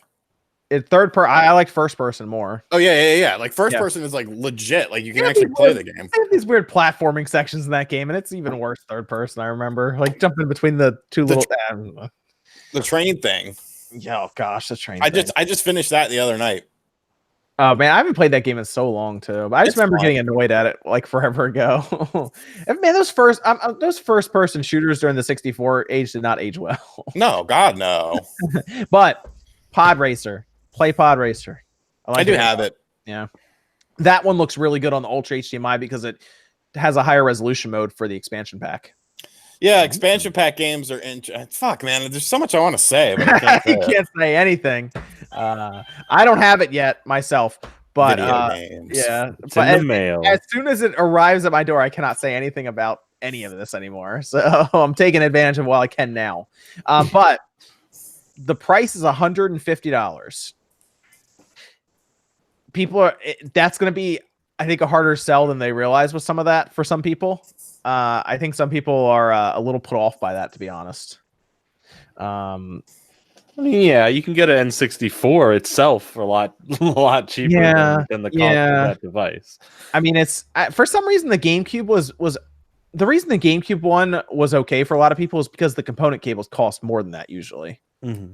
So it was like, yeah, okay, that makes sense. But like the 64 hasn't really had an option like this outside of the Ultra, which by the way, the Ultra HDMI is very expensive. It was $150 and I still had to do all the work. I think to get a 64 with it already installed, it's $400 plus. Like it's it's like $450. Okay, so maybe the 150 ain't so bad. When you start comparing it around, yes. Yeah. I expect Ultra HDMI to have a better picture because it's literally pulling directly from the chip. Like I soldered like 30 something, pieces to the actual chips. But this one's much more plug and play, and it can leave your 64 and then go to your friend's 64 or something. Whereas the Ultra HDMI is like, it's like set in stone. It's not leaving that 64. So it's and this uses a full HDMI, whereas the Ultra HDMI uses like one of those minis, the mini HDMI thing. So you got to like adapt it or whatever. You can also use M cables. Oh, okay, cool. Okay, very cool. So it's gonna be interesting. I think if it matches up close enough, I think it'll be worth it. So it's gonna come down to how it matches up against that Ultra HDMI though. But excited to check it out myself. And then you'll see a ton of videos pop up at some point around release day. I'll say that. Yeah. I'm like everybody. So you'll see all kinds of different takes on it. But I don't know how many people have Ultra HDMIs. I think Metal Jesus has one. Mad Little Pixel has one. And that's it, as far as I know. Okay. Interesting. Yeah, so that'll be fun. Switch Mini, Switch Pro, Switch Revision, more Switch systems. We had this during their they had their gathering, the shareholders, right, where they actually brought them all in and there were all these questions asked and everything. And it was transcribed and translated online. I saw Japanese Nintendo, I believe, had it. And when asked about Switch revisions from investors and shareholders and everything, because of course they're curious, because if they do release a cheaper Switch unit, investors are going to get very excited about that, because that means more sales and it leads to more game sales and fees and all the stuff they get charged third parties and all that. So this is what they said when they were asked. We acknowledge that there have been reports about this. Answering to rumors and speculations would end up stealing surprises from our customers and also be unprofitable to all of our shareholders. So we have no answer to that. As a general theory, we are always performing development of new hardware. Now, I read that, and that was one of the most obvious. Like, we can't actually announce this yet, guys. Stop asking us these questions, kind of thing. Because obviously, shareholders and everything are, impatient. They want to know now, now. Whereas Nintendo, probably already in their mind right this second, knows exactly which day they're going to announce this thing. And when they say stealing surprises from our customers would be unprofitable to all of our shareholders, they don't want to announce it until, I think, like 4 weeks out from release. Like, I think they want to get that close. I think they want to get like a month out. Within the same month, that's what I would think. I think it's definitely within the same fiscal quarter. I think definitely, like, they're going to announce it in that fiscal quarter and then it's going to release that fiscal quarter. So they're not missing any sales for reports. Same day drop. They announce it and it's available today. Dude, that would shadow drop of the mini just out of nowhere. It worked for the Sega Saturn, didn't it? Yeah. Wait, what? This is like one of the worst. Like, they could have just said, which they did before. Remember, they said there would be no revisions at E3, and there were no revisions at E3. They did not say that here. They could have just been like, nah, no revisions. Or they could have been like, we have nothing to comment at this time. Like, we don't want to ruin surprises. It's like, what the fuck? I think they probably just really right there wanted to tell him. They'd be like, yep, Switch Mini coming, fall. Like, really wanted to tell him, but we're like, all right, we're 2 months out. We can't do it yet. I'm surprised he said as much as he did. I know, me too. I thought he was like, we have no comment on that at this time. Like, yeah, he's probably like smiling while he's saying that. He just wanted to say it so badly, But you gotta like, they're investors, so I mean, you gotta like say, like, you can't continue to give them the cold shoulder, like, because that'd be 2 times in a row now, Well, it's also Like- being reported by major publications that these kind of people actually listen to, like, big time investors, shareholders. They're Mhm. listening to the Wall Street Journal. They're listening to Bloomberg, and Wow. they have multiple reports. Wall Street Journal's reported on these things like 4 times now this year alone. So yeah, you can't continue to just say the same thing every time. Like you've got to say, at least maybe they felt they should say a little bit more, because at this point, yeah, like you said, they want to announce it, but they probably just got to wait. Real quick, I mean, you're probably gonna get this, but when do you guys think, John? When was you're probably gonna get to that, but when do you think it's gonna be like coming out? When are they dropping that thing? Like announcing it and then dropping it? Like, just when is it gonna release? Just how about that? Just when's the release? Like what area? September? I almost I guess September's packed with software. It's the perfect time. You have Zelda. But wouldn't you want to have get it out? Witcher 3. Wouldn't you want to get it out like before all that stuff drops, so you make sure you have, because you're going to sell the initial stock anyway, and then you want to restock. I'm gonna have the restock for the holidays. I want it out a few months before that, before Pokemon, before everything drops on the holidays. I want a couple of months. So you think September, not August? I'm thinking August. There's nothing. I think you want to release it with something like Link's Awakening, and that's going to drive some of those sales of people buying a mini or a pro and saying, "Oh, I'm going to get Witcher 3. I want that better performance. I'm going to buy the pro. Oh, I want Link's Awakening. I want to take it with me." On, you think you're going to do both at the same time, or both this year? That's the big question. That's the question. I think you do both at the same time, because that way you don't piss off people by saying, "Oh, here's the mini," and then a month later you say, "Oh, well, here's the pro," and then people say, "Oh shit, I wouldn't have bought the mini if I knew the pro was coming out 2 weeks later." Well, see, now I can't buy a pro controller because I got to buy the Switch Pro. So you ruined it.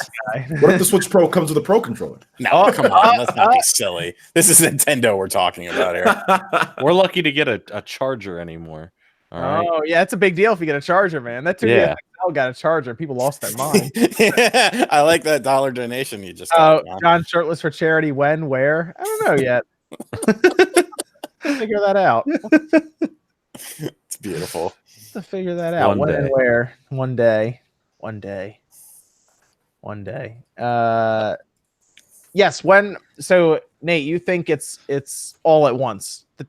Just the pro, the mini. Here, it's all there. I think it's a full-on replacement of what we have. We completely get rid of the original current model Switch, and it's replaced. That's replaced with the Pro, and then the affordable alternative is going to be the Mini. Interesting. What do you feel the Pro will be priced at? The same $300 that we have now? Yeah, $300. I think the Mini comes in at $199, and you just you do like a $250 clearance sale to get rid of the current model. I think that Mini is a bigger deal than the Pro, though. I know a lot of people want that Pro because they want better performance, but that Mini is going to move at $199. Yeah, in terms of sales, the Mini is going to be the hit, but in terms of, let's be honest, our YouTube channels, the Pro is going to be a lot more interesting. Yeah, that's true. I think it's going to be cool to see. Sorry, Nate. Oh, go ahead, Nate. I was going to say, if the performance boost is notable. Oh yeah. What if it's not just an overclocked current Switch, and it's just a little better resolution, more stable frame rate? Then the Pro's just going to be like, oh yeah, it's a good replacement, because now we're just getting like a little better performance. But ultimately, I mean, the Mini is the sales driver. I think that Mini is going to be. I don't think they're going to have a fan in that Mini. I think it's going to be. I think it's going to be passively cooled.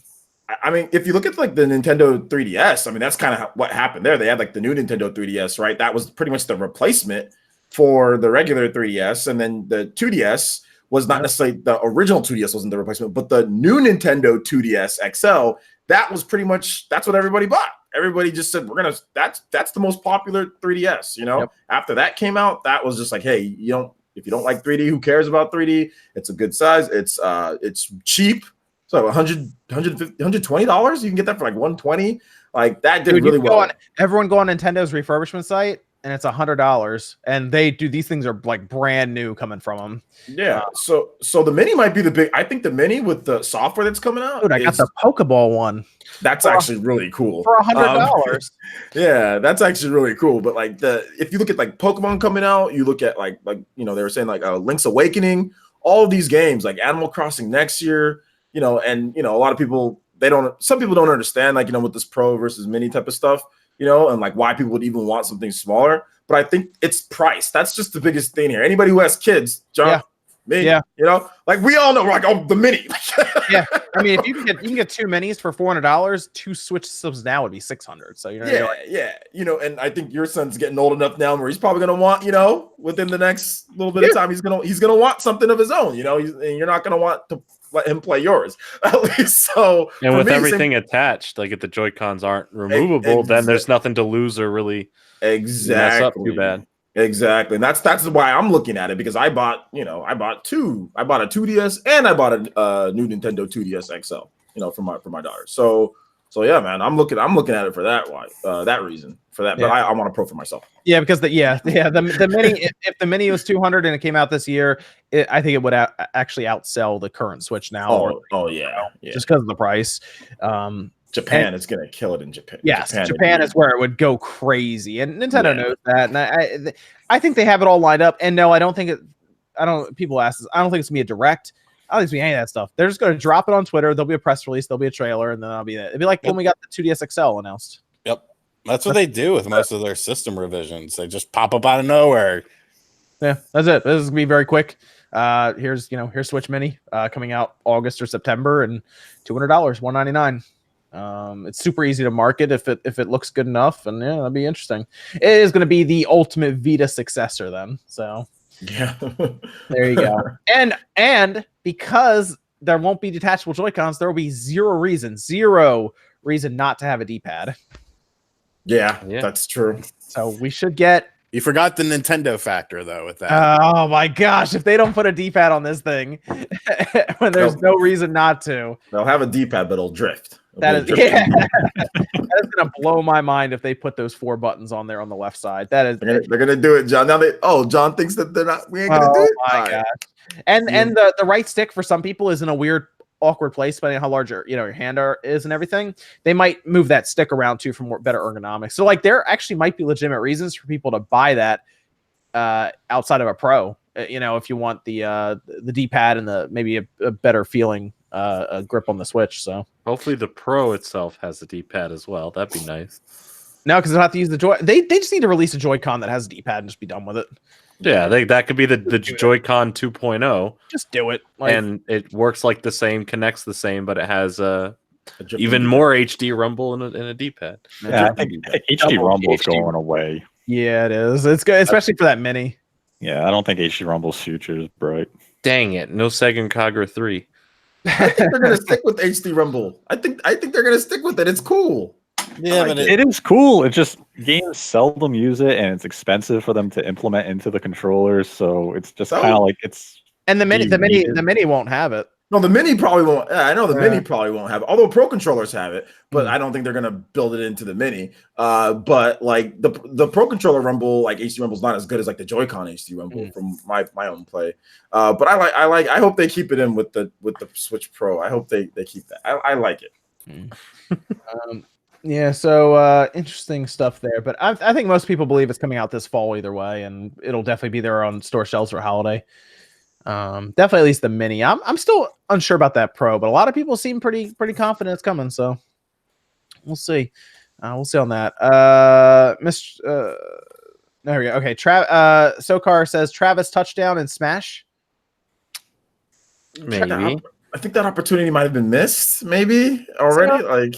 I mean, Travis maybe that's the lower end one. Maybe it's the one but that's the one that people go, okay, and it's not the mind blowing one to finish up. Do you think they'd get away with doing Travis by himself as a Smash reveal in a direct? No.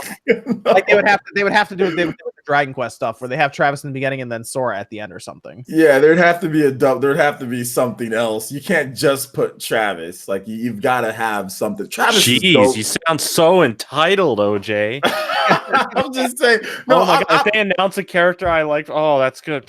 Screw it. I'm actually already good, even without any DLC. I've been good with Smash. This is the most impressive roster ever, outside of like the Mugen, all that crap and all that. But like real rosters, this is the most impressive. So this is just gravy. This is just the strawberry on top or the cherry on top for me. So how can you complain about the gravy? I'm not complaining. I'm just saying. I don't know. What kind of gravy is it though? Is it white gravy? Is it like the brown gravy? There's different types of gravy. It's the good gravy, the gravy that you like. Whatever you like. It doesn't sound like you like it. It sounds like you're just trying to like finish out this gravy meal so you can get to some like extra ice cream in a bowl on the side or something. I've had my fill. When it comes to Smash, I've had my fill. Anything else, hey, that's fine. I'm good. I'm ready. I'm just ready though for what Joker's been awesome. That reveal was great. Then Banjo, then the hero. It's so funny to see the different perspectives of the hero from Americans to Japanese people. It was great to see the different reactions. It was awesome. It's the closest you're gonna get to Goku in Smash. Well, there is Goku technically in Smash, but there's a spirit. Goku's in there. Oh, well, there you go. That's great. Spirit Goku, the actual old school, like the one that's based off a book. Goku, it's that one's in there. Oh, there you go. Everyone did it. Everyone's here. Perez says Dante, and then it would be a cinematic with him versus Bayonetta for the intro. That's I've talked about Dante before. I think Dante's definitely a possibility. Absolutely, interesting. That'd be cool. I mean, it kind of makes sense since Devil May Cry HD just randomly popped up out of nowhere. Yeah, I've got to get a game on there quick. Yeah. Matthew Campos says, did anyone try the God Eater 3 demo with any impressions on that? I did. Yep, I made a video on it. Yeah, I made a video too. I like God Eater now. It sold me on the game. Yeah. Sean, what do you think about the weapon type? Are the weapon types not like the variety of weapon types? Did you play with all of them, or did you just play with some? I just played with the main one. Okay, because I know I watched the video. I didn't know if you did some more stuff outside of it, but like the amount of weapon variety in this game is cool. Like you can use there's like a crescent weapon. There's like a big old buster sword. There's dual blades. There's like a spear. There's everything, and it transforms into different types of guns too. Like it is so cool the amount of weapon variety in this game. The spheres turn into guns. The spear. The spears turn into guns. Yeah, spear. Like all your weapons, they can transform. You can have one type, and then it can transform into a certain type of gun. So you can have like a scythe that transforms into like a sniper rifle. You can have like a short blade that transforms into a shotgun. You can customize it. They all have different options on there and abilities. It's really dope. I like that. And there's 8 players online. Cool. So it looks so cool. Nice. I played it. I had a lot of. I think I played the whole day. If you play through everything, I played through all the training and all the different missions. It's like an hour long to get through all that. So, yeah, I enjoyed it. Okay, very cool. Very cool. We have Jeff says, anyone see the Mega SD FPGA cart for Sega? Opinions? Yeah, Modern Vintage Gamer did a whole video on it, which was really, really well done, and it goes over everything. And that cartridge looks absolutely insane. You could play Sega CD games on the Genesis 3. Oh, I didn't even think of that. That's a good point. Wow. On a crappy ass Genesis 3. That is interesting. Yeah, so basically, if anyone doesn't know, it's a cartridge that takes SD cards and it plays Sega CD games through it on the SD card, and it plays everything through the cartridge slot on the Genesis through FPGA. So it's a chip design hardware level to play them. And it is absolutely insane. It's very expensive, but it's amazing at the same time. Because if you think about it, then you don't need the Sega CD, which the Sega CD add-on has actually been climbing in price. Well, the Sega CD itself is expensive, and they're prone to not working. It just because of how old the disc trays and the lenses are. The CDX is pretty much the best option, but the CDX is ridiculously expensive. Like I was lucky and got mine from a buddy who was just downsizing his collection, so he gave me a bro price on it. But like I haven't looked. Last time I looked, I know they were like $300. Dude, that was at Too Many Games. The Sega CD attachments, just like the regular ones, the Model 2, those things are like $120, $125 there just for the attachment. Yeah, it looks like the CDX is like over $350 now. Yeah, that's too much. Like I said, you might as well get this cartridge and you're good to go. Yeah. Because even like I said, a Sega CD, they were super unreliable. The Model 2s and the Model 1s were even more expensive. Those were like $180 just for the piece. Yeah. At that point, another $100 and you get like, a cartridge with SD card that plays everything. It's amazing. So, the Atari box. I forgot. I'm supposed to get that this year. No, it's not. They delayed it. Remember? No, I thought for backers it's still December 2019. Is it not? Sounds like a placeholder. They're just confusing us on purpose. Oh man, I'm not getting that thing this year or ever. They already delayed it once. They delayed it again. Man. They asked if I wanted to buy a T-shirt though, so that's a nice one. If you wanted to buy one. A T-shirt, yeah. They Yeah, should send you one for free for I buying thought their about that too. console that doesn't exist. When they showed me that, I was like, maybe they should send me one. Because I also bought a controller and all the other stuff from them too. Because a year ago I thought it'd make for a good video a few months ago. No wonder they're asking you to buy more stuff. You're their best customer. I know, Yeah. right? They're like, this guy keeps why does he keep giving us money? Maybe They he'll buy saw this you shirt if coming. we print it real quick. Little do they know, I'm about to crack that thing open and see what's in there.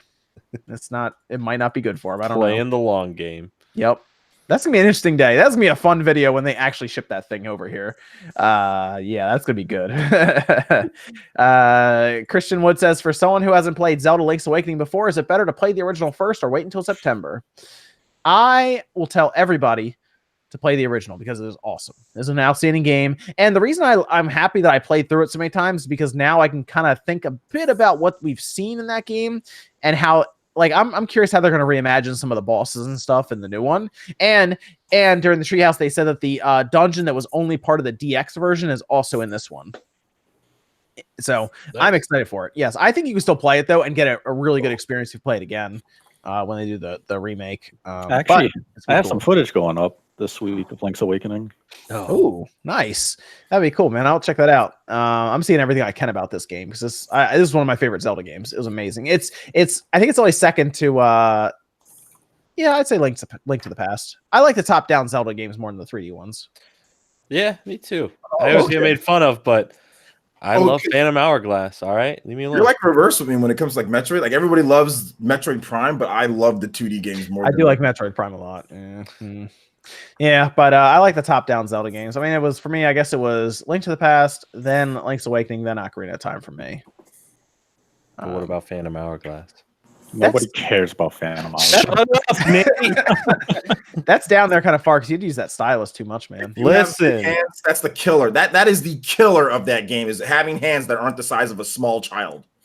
I was a small child when I first played That's it. the reason why you like the game. Anybody that has normal size hands, that game is almost unless you play the game like this. Like stick your hand and go like this. And like, how do they expect anybody with normal size or not even larger size hands to play this game? I don't understand their viewpoint on Spirit Tracks and also, like I never understood that. It's a little thing called get good, quit complaining.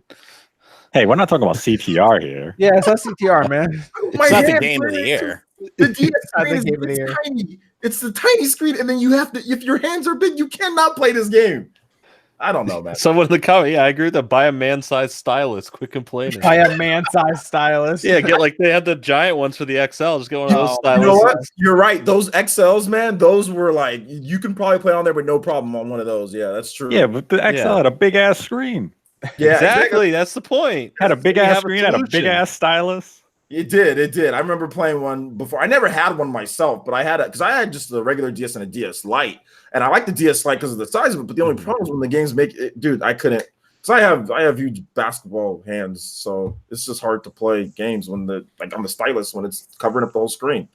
Minish Cap was really good too for anyone who's wondering. Yes. Get that. Link. Let's see. We got a Link to the Past, a Link Between Worlds, Minish Cap. Oh, Link Between Worlds is really good too. If people didn't play that, yeah, Phantom Hourglass keeps going down this list. I was gonna say, dude, it's dropping. It's dropping for you. For you guys, what if they did a Minish Cap? Dude, it's behind Oracle of Seasons and Ages, Jordan. For top. Oh, okay, no, just relax. It's dropping, man. Just relax. All right. Capcom made some damn good Zelda games. Yeah, they did. I'm telling you, Jordan, that game is down there. You guys are just rude and you don't understand cultural gaming. All right. Oh, man. If you can play it normal, I think it'd be a lot better. Just be able to play the game normal. Do you gotta start petitioning for a remake of that, Jordan, without the stylus controls? That's I did it for Spyro. We're already getting SpongeBob. So damn it, Phantom Hourglass, we're getting that remake. All right, there you go. See. Hashtag Spirit Track, man. No, we don't talk about that one. We leave that. Spirit Track is kind of garbage. Hey, the train's already been derailed. All right, that train's gone. All right, we get train. Phantom Hourglass is actually good. That's the thing. It's actually a good. I think yes. It's a good game. Thank you. Finally, some good things. Now you're speaking. The controls are just so bad, but it's a good game. I think it's good. Sometimes good games have bad controls. Look at Kid Icarus Uprising. Oh, absolutely. Kid Icarus Uprising. Great game. Terrible controls. Their controls are awful. EJ79 says Tomb Raider port and Lara Croft for Smash. I'm surprised they haven't done any Tomb Raider stuff yet. That's a good point. It's interesting. The Switch. They could get the I guess the first one in the series. Did they put Rise of the Tomb Raider on the 360? I thought too. Wait, Rise of the Tomb Raider? Yeah, that was Rise of the Tomb Raider. Yeah, they've done a couple of those. It's kind of rough, but it's on there. Yeah. Andy Ackerman says, hey, Andy Ackerman, how you doing? This is Big 20. Thank you. Sokar says, when Hangouts on air shuts down, what will you use? Nothing. That's when the podcast ends for good. Boys. So August 1st, I think they said it's over for Hangouts. So we'll have to. What? Yeah. So when did that happen? I don't know. I literally went live and it popped up, and I was like, that's sad. How can you trust Google Stadia? They cancel the things that actually work. They're getting rid of Hangouts. Stadia will launch for at least a week. Stadia has at least a week in it. Oh man, we're all the beta testers. Well, anyone who paid the $130, is. You might not even get that. They'll probably cancel before they even ship the damn thing. Oh my! Hey, yo, I made a video saying how can you really trust Google Stadia? Also ranting about Sheik too, and people didn't like that. Also ranting about Sheik and Smash Brothers. But outside of that, I said the same thing about Google Stadia. How do you trust these bums? How do you trust Google these bums? You can't trust this bum ass company. I'm sorry. It's a shame that there's no more Hangouts. We'll have to use Discord or something. Listen, Hangouts, who cares about it, man? Oh, Hangouts is old. Stadia is the future. Streaming, it's the way to go, man. The SpawnCast traveling podcast will have to begin on August 2nd. Yeah. So we go to different cities and do it live. Hey, I'm telling you, man, next year we'll go to Too Many Games, we'll do it live. I am down. Yes. You're coming. We're holding you to that. You're coming. I'm going to go because I have my laptop. I have my portable capture. I have all my stuff if I need to work. So It's a good year. You missed a good year, man. Yeah, it was fun this year, yeah. But I have to get everything ready and set. I don't live in freaking wherever you guys live. I live in the awesome East Coast. I don't live in East Coast. I live all the way in the furthest part away from where to get to where you guys are. Man, whose fault's that? It's my mom. Yeah, that would be cool though. We could do that. Do a SpawnCast live there. They have the main stage we could be on. Oh yeah, that'd be fun. SpawnCast live. Yeah, it was a good year of Too Many Games though. We had a lot of cool people were there. We took that one big picture. Did you see that, Sean? The big picture we took at the restaurant. I did. What picture I was in? Because we got to the restaurant late. Boogie, myself, Jay, and we were just like, oh. Okay, so then Rax came with us. We all just left and had the food court food while everyone's eating some nice ass food. They go out, take a big giant picture. They had some pretty good stuff there, yeah. Deluxe. And was it good? It was good. I had chicken parmesan. It was up there with chicken parmesans I've had. So. It's half the group before that during that day before going there would not stop raving about it. Oh, it's the best. It's the one reason I come here. I'm just it was fun. I'll stick with the wings, man. Dude, there were 40 YouTubers there. Dude, that place was crowded when we walked in. So there was a lot of.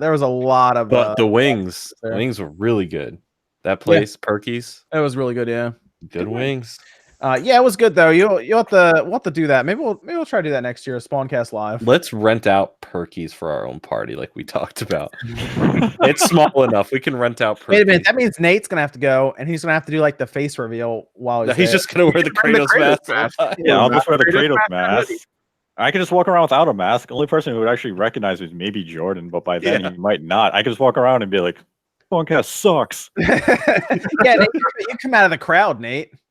Yeah, I could just come out of the crowd and be like, Sean sucks at CTR. Learn the plate, bitch. Okay. Where's your Tang now, boy? I'll throw a packet of Tang on the stage. That'd be fun. Will you sign my Tang? I think the only panel. I ended up doing a panel with Arlo, though, Sean. And I think a developer. Was he in Puppet? Was he the puppet? Yeah, dude, it was pretty cool. I saw a video of real Arlo, and it scared the hell out of me. I mean, he just hangs out up there, but he's very, very good with it. So it was pretty fun. Arlo, the puppet Arlo, was at the parties, the after parties as well. He made an appearance. Yeah. After he was suffocated in your car, right? Yeah, he was in my car.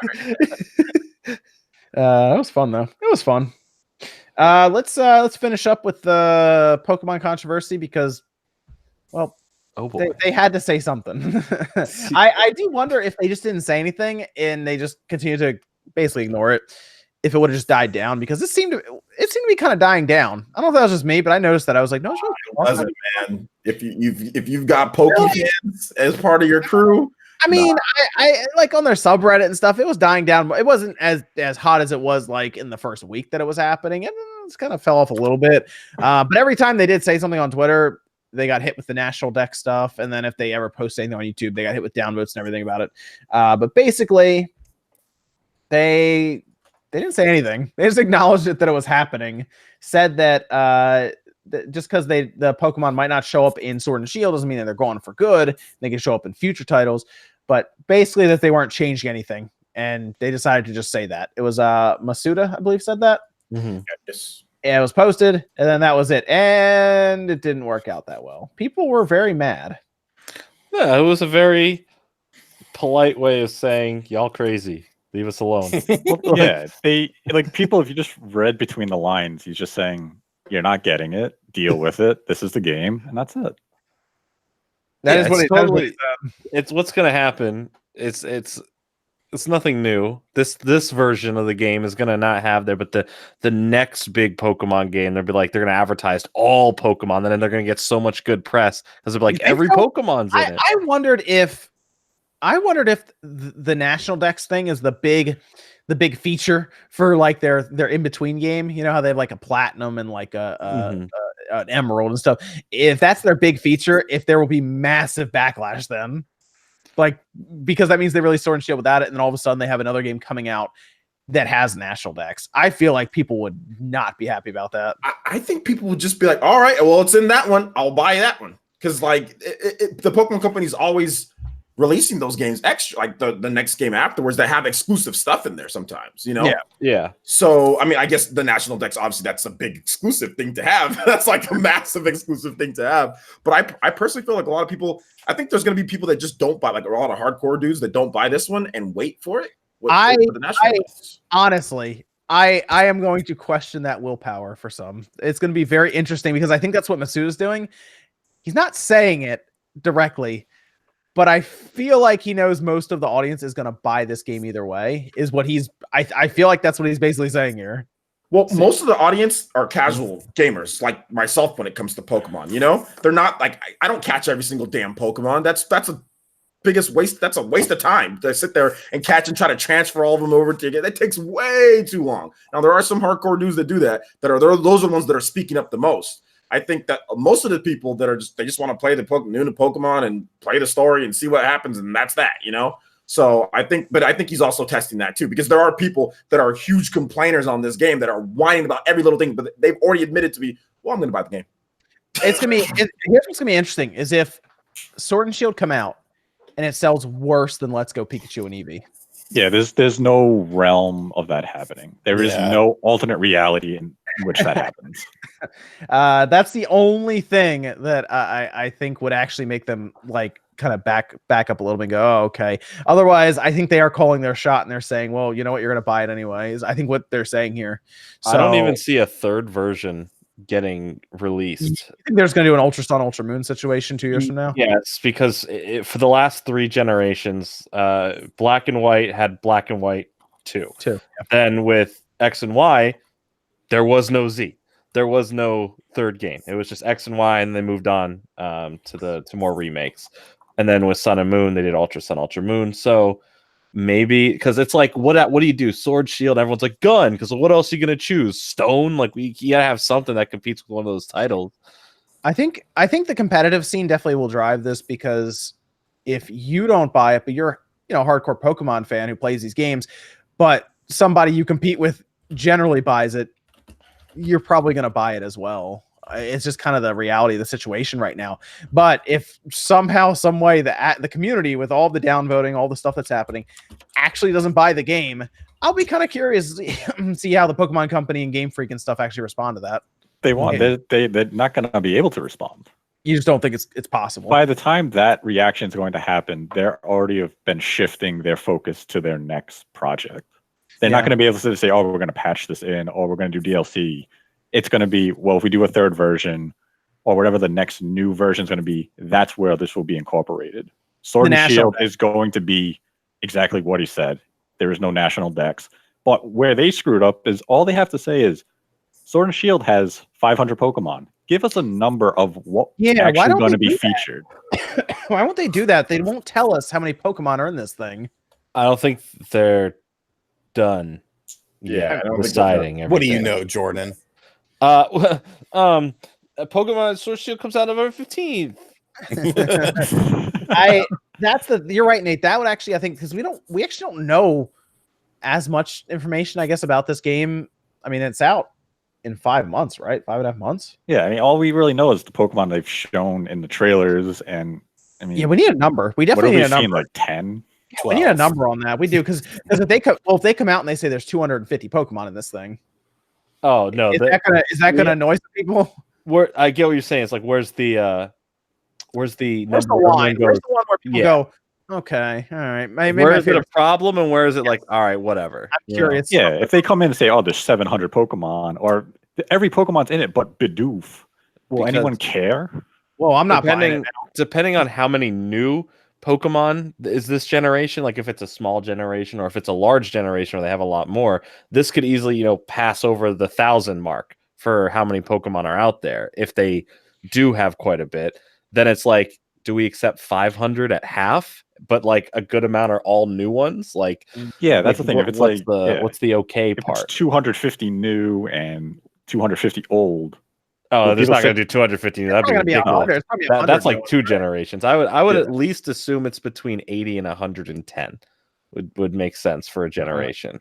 That's gonna be the question: is how many Pokemon have to be in this one to where people kind of go, okay, at least they have like is it 500? Is it 600? I think anything under 500 is pretty crap. Okay. I think that's a like, even at 500, I'm like, fine, like that. I'm not like, yay. I'm like, all right, fine. But like my goal number, at least pushing 700. How many are in there? How many Pokemon are there right now? It's close to 900. It's like Close 800 something. So we're looking for at least 60%. Is what you're saying? I would enough where it doesn't feel like they literally took out chunks. Like if it feels like the Pokemon that are forgettable to most people are not there, that's okay. So or the Pokemon that maybe aren't super competitive for the people who do play the competitive side aren't there. Okay, they're not going to be as like, a huge like, oh my god, where is this? I can't believe you've done this. You've ruined the game. So you're saying Bidoof being removed, you'd be okay with? Is that what you're saying? You'd be okay with no Bidoof? Man, you take out Bidoof, you're going too far. I'm not buying the game. What about Buzel? What if they took out Buzel? Oh, but I mean, what's the garbage bag Pokemon name? Good. I like Buzel. So okay, and by the way, it's not Buzel, it's Buizel. Nate, you talk a lot. You talk a lot about the stuff with Game Freak and laziness, right? Yeah, they're not lazy. So you're saying that I do see people say that Game Freak's lazy on Twitter and other places as well, message boards and everything. I don't think any of the developers there are working are lazy. Absolutely not, because they're the ones working. I can see, and I'll say this, I think Game Freak has become comfortable, I guess is the best way to say it. Complacent, maybe? Complacent. I think management, I think those kind of things. I like the developers are in there probably, let's be real, they're probably in there, 60, 70 hours a week trying to get this thing done. That's probably on like a good week. But I feel like management sat down and made that decision. And I mean, part of it might be because they're hiring. Part of it might be because they are dedicated some of their resources to town. But I think there's a level of comfort there because they know they're going to sell this game. I personally feel like this is kind of like the X and Y of the Switch. If you remember X and Y, look at that game, then look at Sun and Moon, and look at the vast difference in graphic quality between it. It's the first one. They're filling out the new hardware, whatever the case is, and then by the next one or the following one, it's going to look a lot better. If you're talking about like in terms of like some people saying they're lazy because of the graphics, I think it's kind of like that situation because X and Y looks really bad compared to Sun and Moon. Yeah, like they had to like turn 3D off for Sun and Moon, right, or something like that. Like you couldn't turn 3D on. Yeah, you couldn't turn 3D on because too much. And like the horde, even like with 3D, like the horde battles, they lagged. Like the game would just chug if you had the 3D on and everything. So I think that that's kind of how I'm equating this one. This is kind of getting their feet wet. and then once they kind of get cooking, they'll look a lot better because Sun and Moon literally like maxed out the 3DS for the most part. So I don't know if they're gonna do that with the next game on Switch or anything like that. But I feel that the next ones are gonna be look a lot better, be a lot more polished. They're gonna refine whatever engine they have and all that, and add stuff. Absolutely. So. I think this happens with every like handheld system, you know, like at the first generation that comes to that system always ends up being like the worst looking, the weakest in features and all that. But by the time like they've had a couple on there, that final game is like pretty damn polished. And so some people are talking about animations. I see that quite a bit. Yeah, I wanted to bring that up too. There's a lot of compilations online complaining about showing like how older games did it. And like had all these other Pokemon, and now with the Dynamax, and they're showing that they're barely moving, and like Score Bunny when he does his double kick or whatever is barely doing anything. Yeah, like it's an interesting like it's definitely something to talk about because when they're bringing up other things, they're not full-fledged Pokemon games, and I'm like, sure, you can compare it to Battle Revolution, but Battle Revolution is just the battle simulator, like it's not a full RPG game.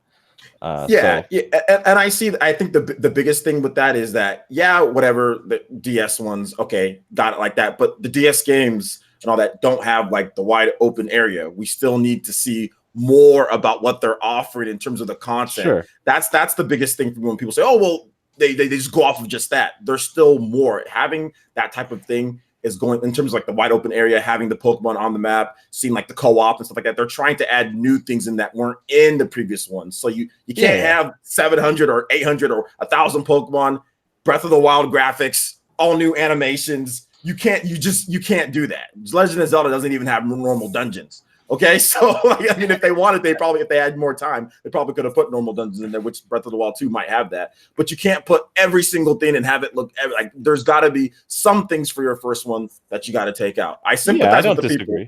Yeah, I sympathize with the people when it comes to animations. I sympathize with you guys when it comes to Pokemon, the amount of Pokemon. I sympathize with all of that. I got a video coming up talking about that myself. I think Game Freak could do a better job when it comes to things, but you can't. Like I've seen people literally say, "Well, it doesn't look like Breath of the Wild. It should be that." But then it also should have brand new animations. But then it also should have all the Pokemon. That's impossible because considering literally no other company has done. Can anybody name another company over the course of 20 years you can transfer over every single Pokemon? There's brand new animations and there's like 700 of them and it looks as good as Breath of the Wild and all of that. Can anybody name any game that's done that? Digimon.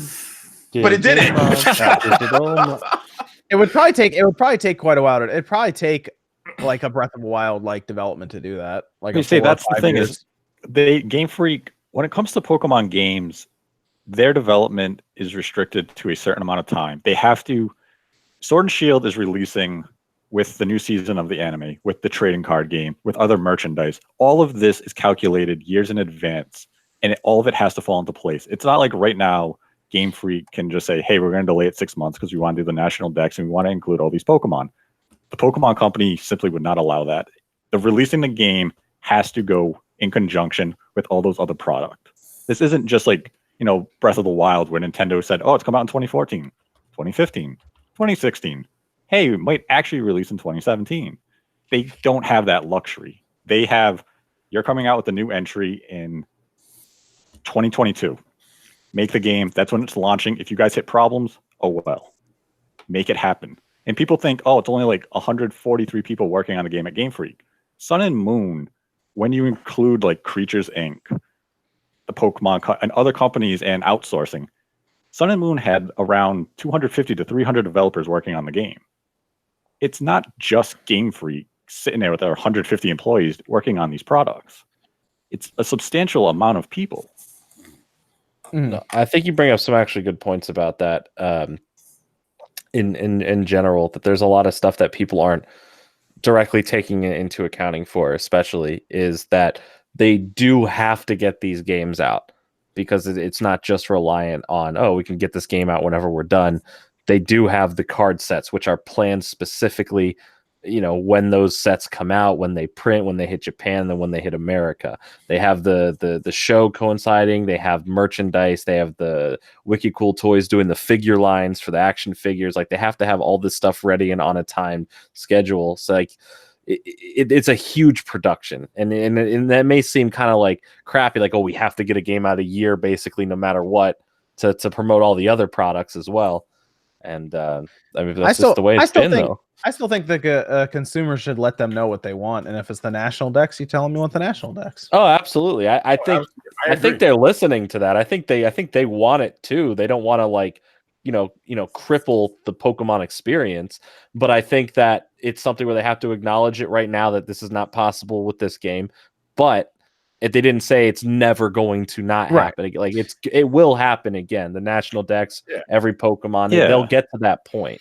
Yeah, they left Once that they open. have all these models made and everything is good, all the moves are good, and they can improve on it. That's what they'll spend their time on, adding the rest, improving animations, and all that. And that'll be a lot easier of time than trying to put 500-700 models onto the Switch, code them all, have them do something, all the new ones. I do want to say something real quick. Yokai Watch doesn't have anywhere near the amount of yokes. People are saying Yokai Watch 4 did all that I said. No, the hell it didn't. Didn't Yokai Watch actually do a substantial cut down in the amount of yokai because they changed the battle system with this new release? They did, because they were going from the 3DS to the Switch. They went from a turn-based type of game to action, and all the different animations that you have to do to the yokai significantly cut it down. It's like a lot less. That you can't transfer over old yokai or anything like that. They literally did nothing of what I just said. The only thing that you could say is graphics.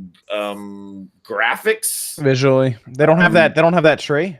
Yeah. Visually, they made the graphics. They don't have the GameCube tree.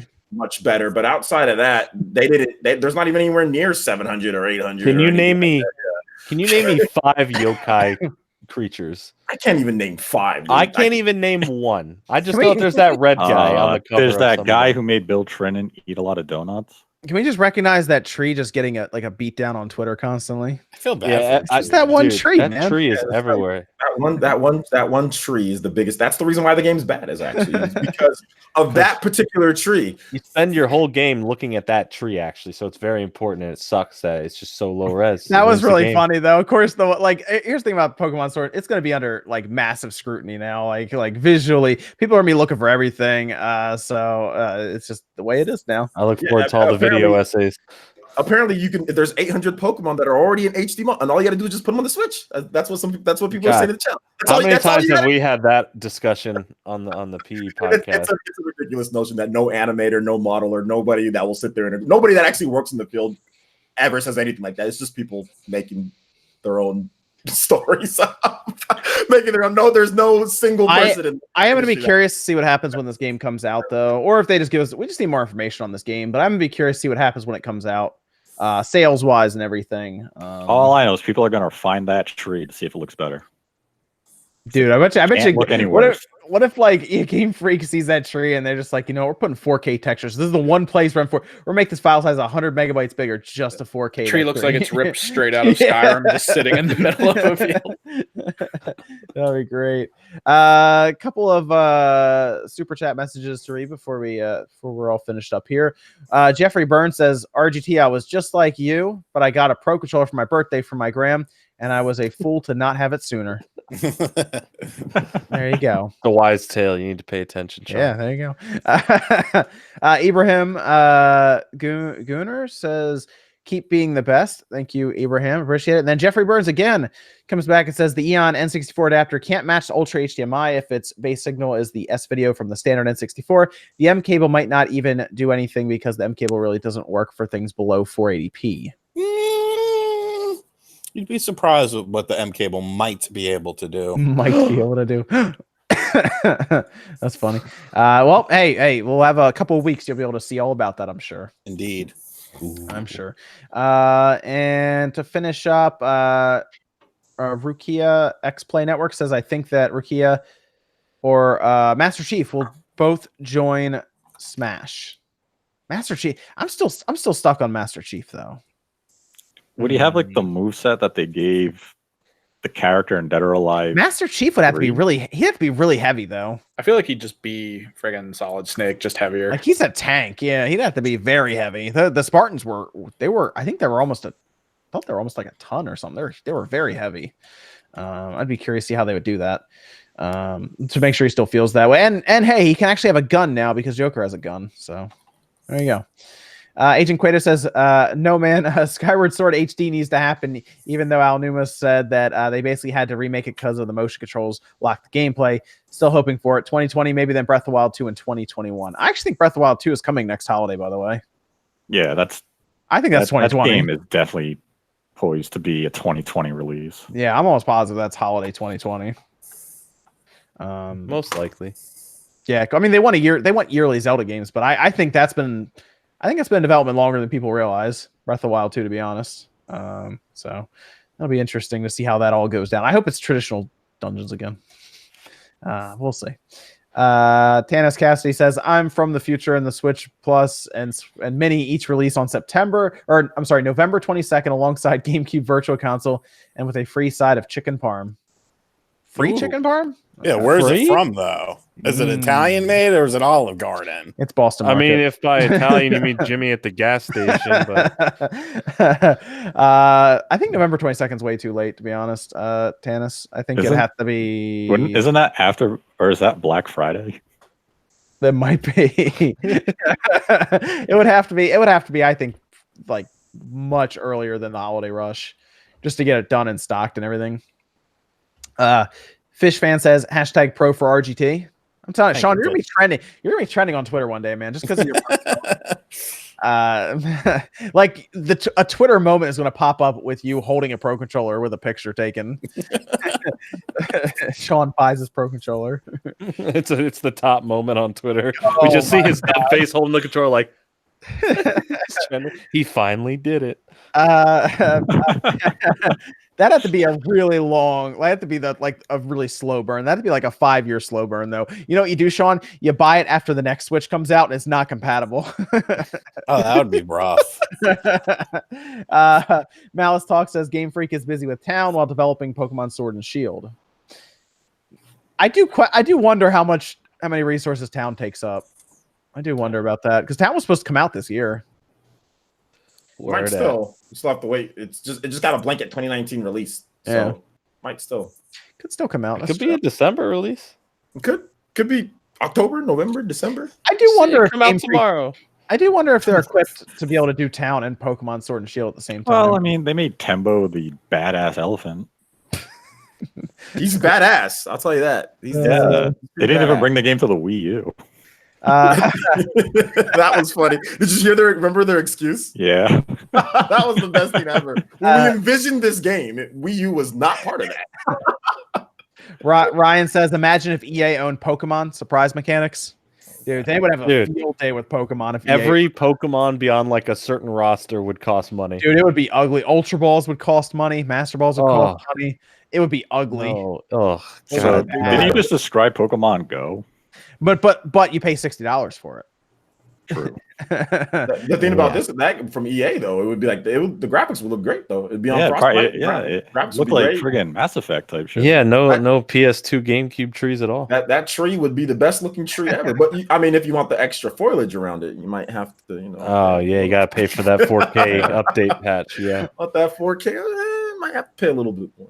Psychon 10 says 800 plus Pokemon game in HD in 3 years. Then he says they say Monolith Soft can do it. Bro, Monolith Soft they can barely make more than 30 rare blades. Stop, bro. And they needed help, by the way, to make all those rare outside help from other people. Yeah, they crafted a pretty cool world though. I bet you that world is probably much more massive than like what Pokemon's gonna come out with. Oh yeah, no, they can do like Monolith Soft. I don't know if they're a developer to make. I don't think they're a developer to make Pokemon. Like I said, they barely made any rare blades. There was barely any rare blades. The mechanics of even getting the rare blades. I mean, and not only that, but they reused the same engine that they used. They didn't have to make a whole new engine for the game. They reused the same engine they used for the Wii U. That is not the case here, I guess. Abaddon says, "Get this man a Pro Controller."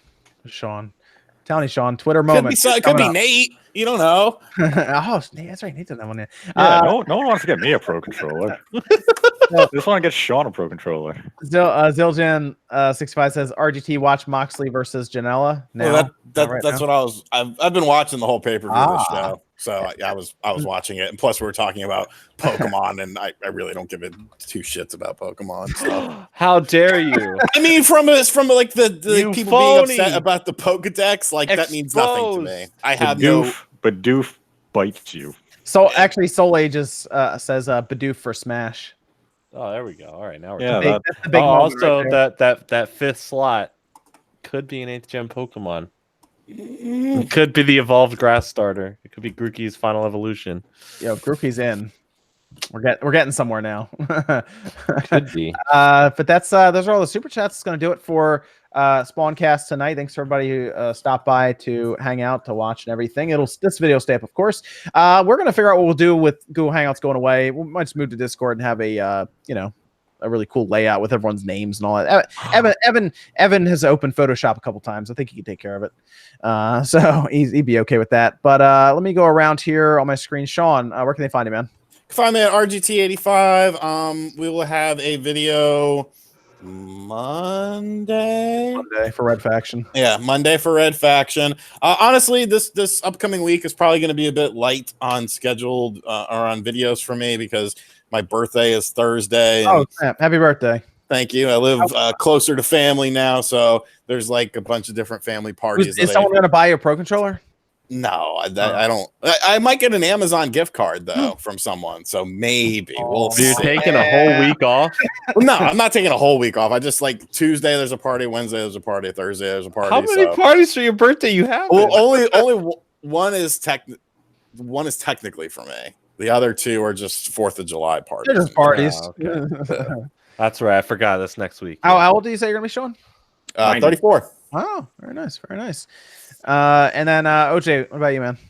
Yeah, you can find me on Player Essence. That's my channel on YouTube. Also on Twitter as well. Guys, I have a big week coming up. We got some cool stuff with Pokemon, which we're going to be talking about. More of this. We also have, like I said, I got to play the Fire Emblem demo or full game or whatever the case it was. So I have some more content coming up. Beginner's guide, kind of like a lot of people have been asking. This is going to be their first Fire Emblem. So that's going to be up next week. Also more footage on Fire Emblem, showing off some more of the beasts that you can fight in that game.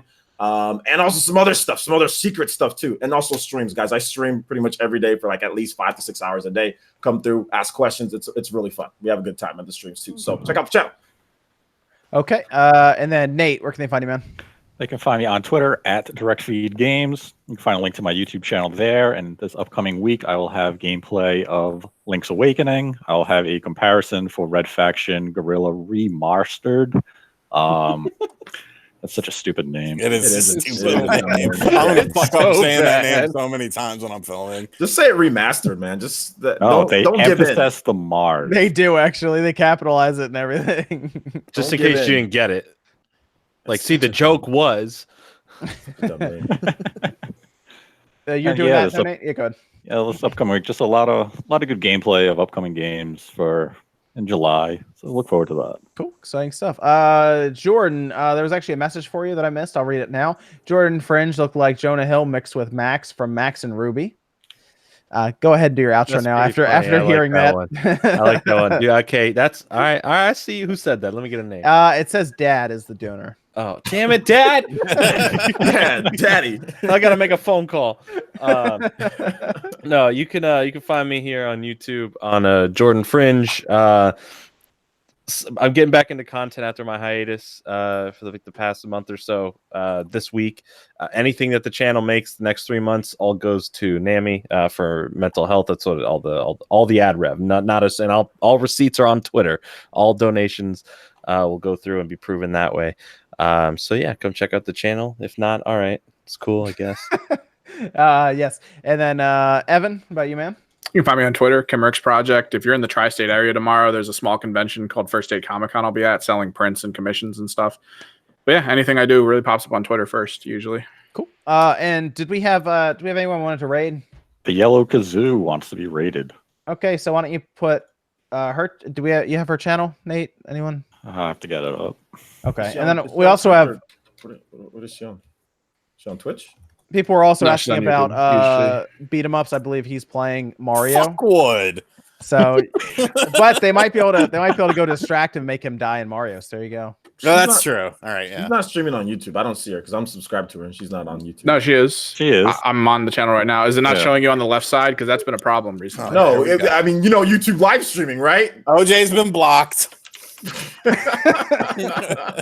Well, we got Wood's channel in there. We can drop Kazoo's channel in as well. I dropped Kazoo's. Okay, there we go. We got all kinds of channels to go raid and say hi and say, hey, SpawnCast. There you go. Cool. All right, well, that's going to do it for SpawnCast episode. Was this 117, Evan? 117. Cool. That means actually on 120 will be when we move to the new layout then. 3 weeks, right? Yeah. Yeah, all right, cool. That's what we'll do. We'll make it look really cool and everything. So it'll be really cool. That's it for tonight, though. Thanks to everyone who joined us, and we'll see you guys again next weekend, 9 p.m. Eastern time. We'll see you guys then.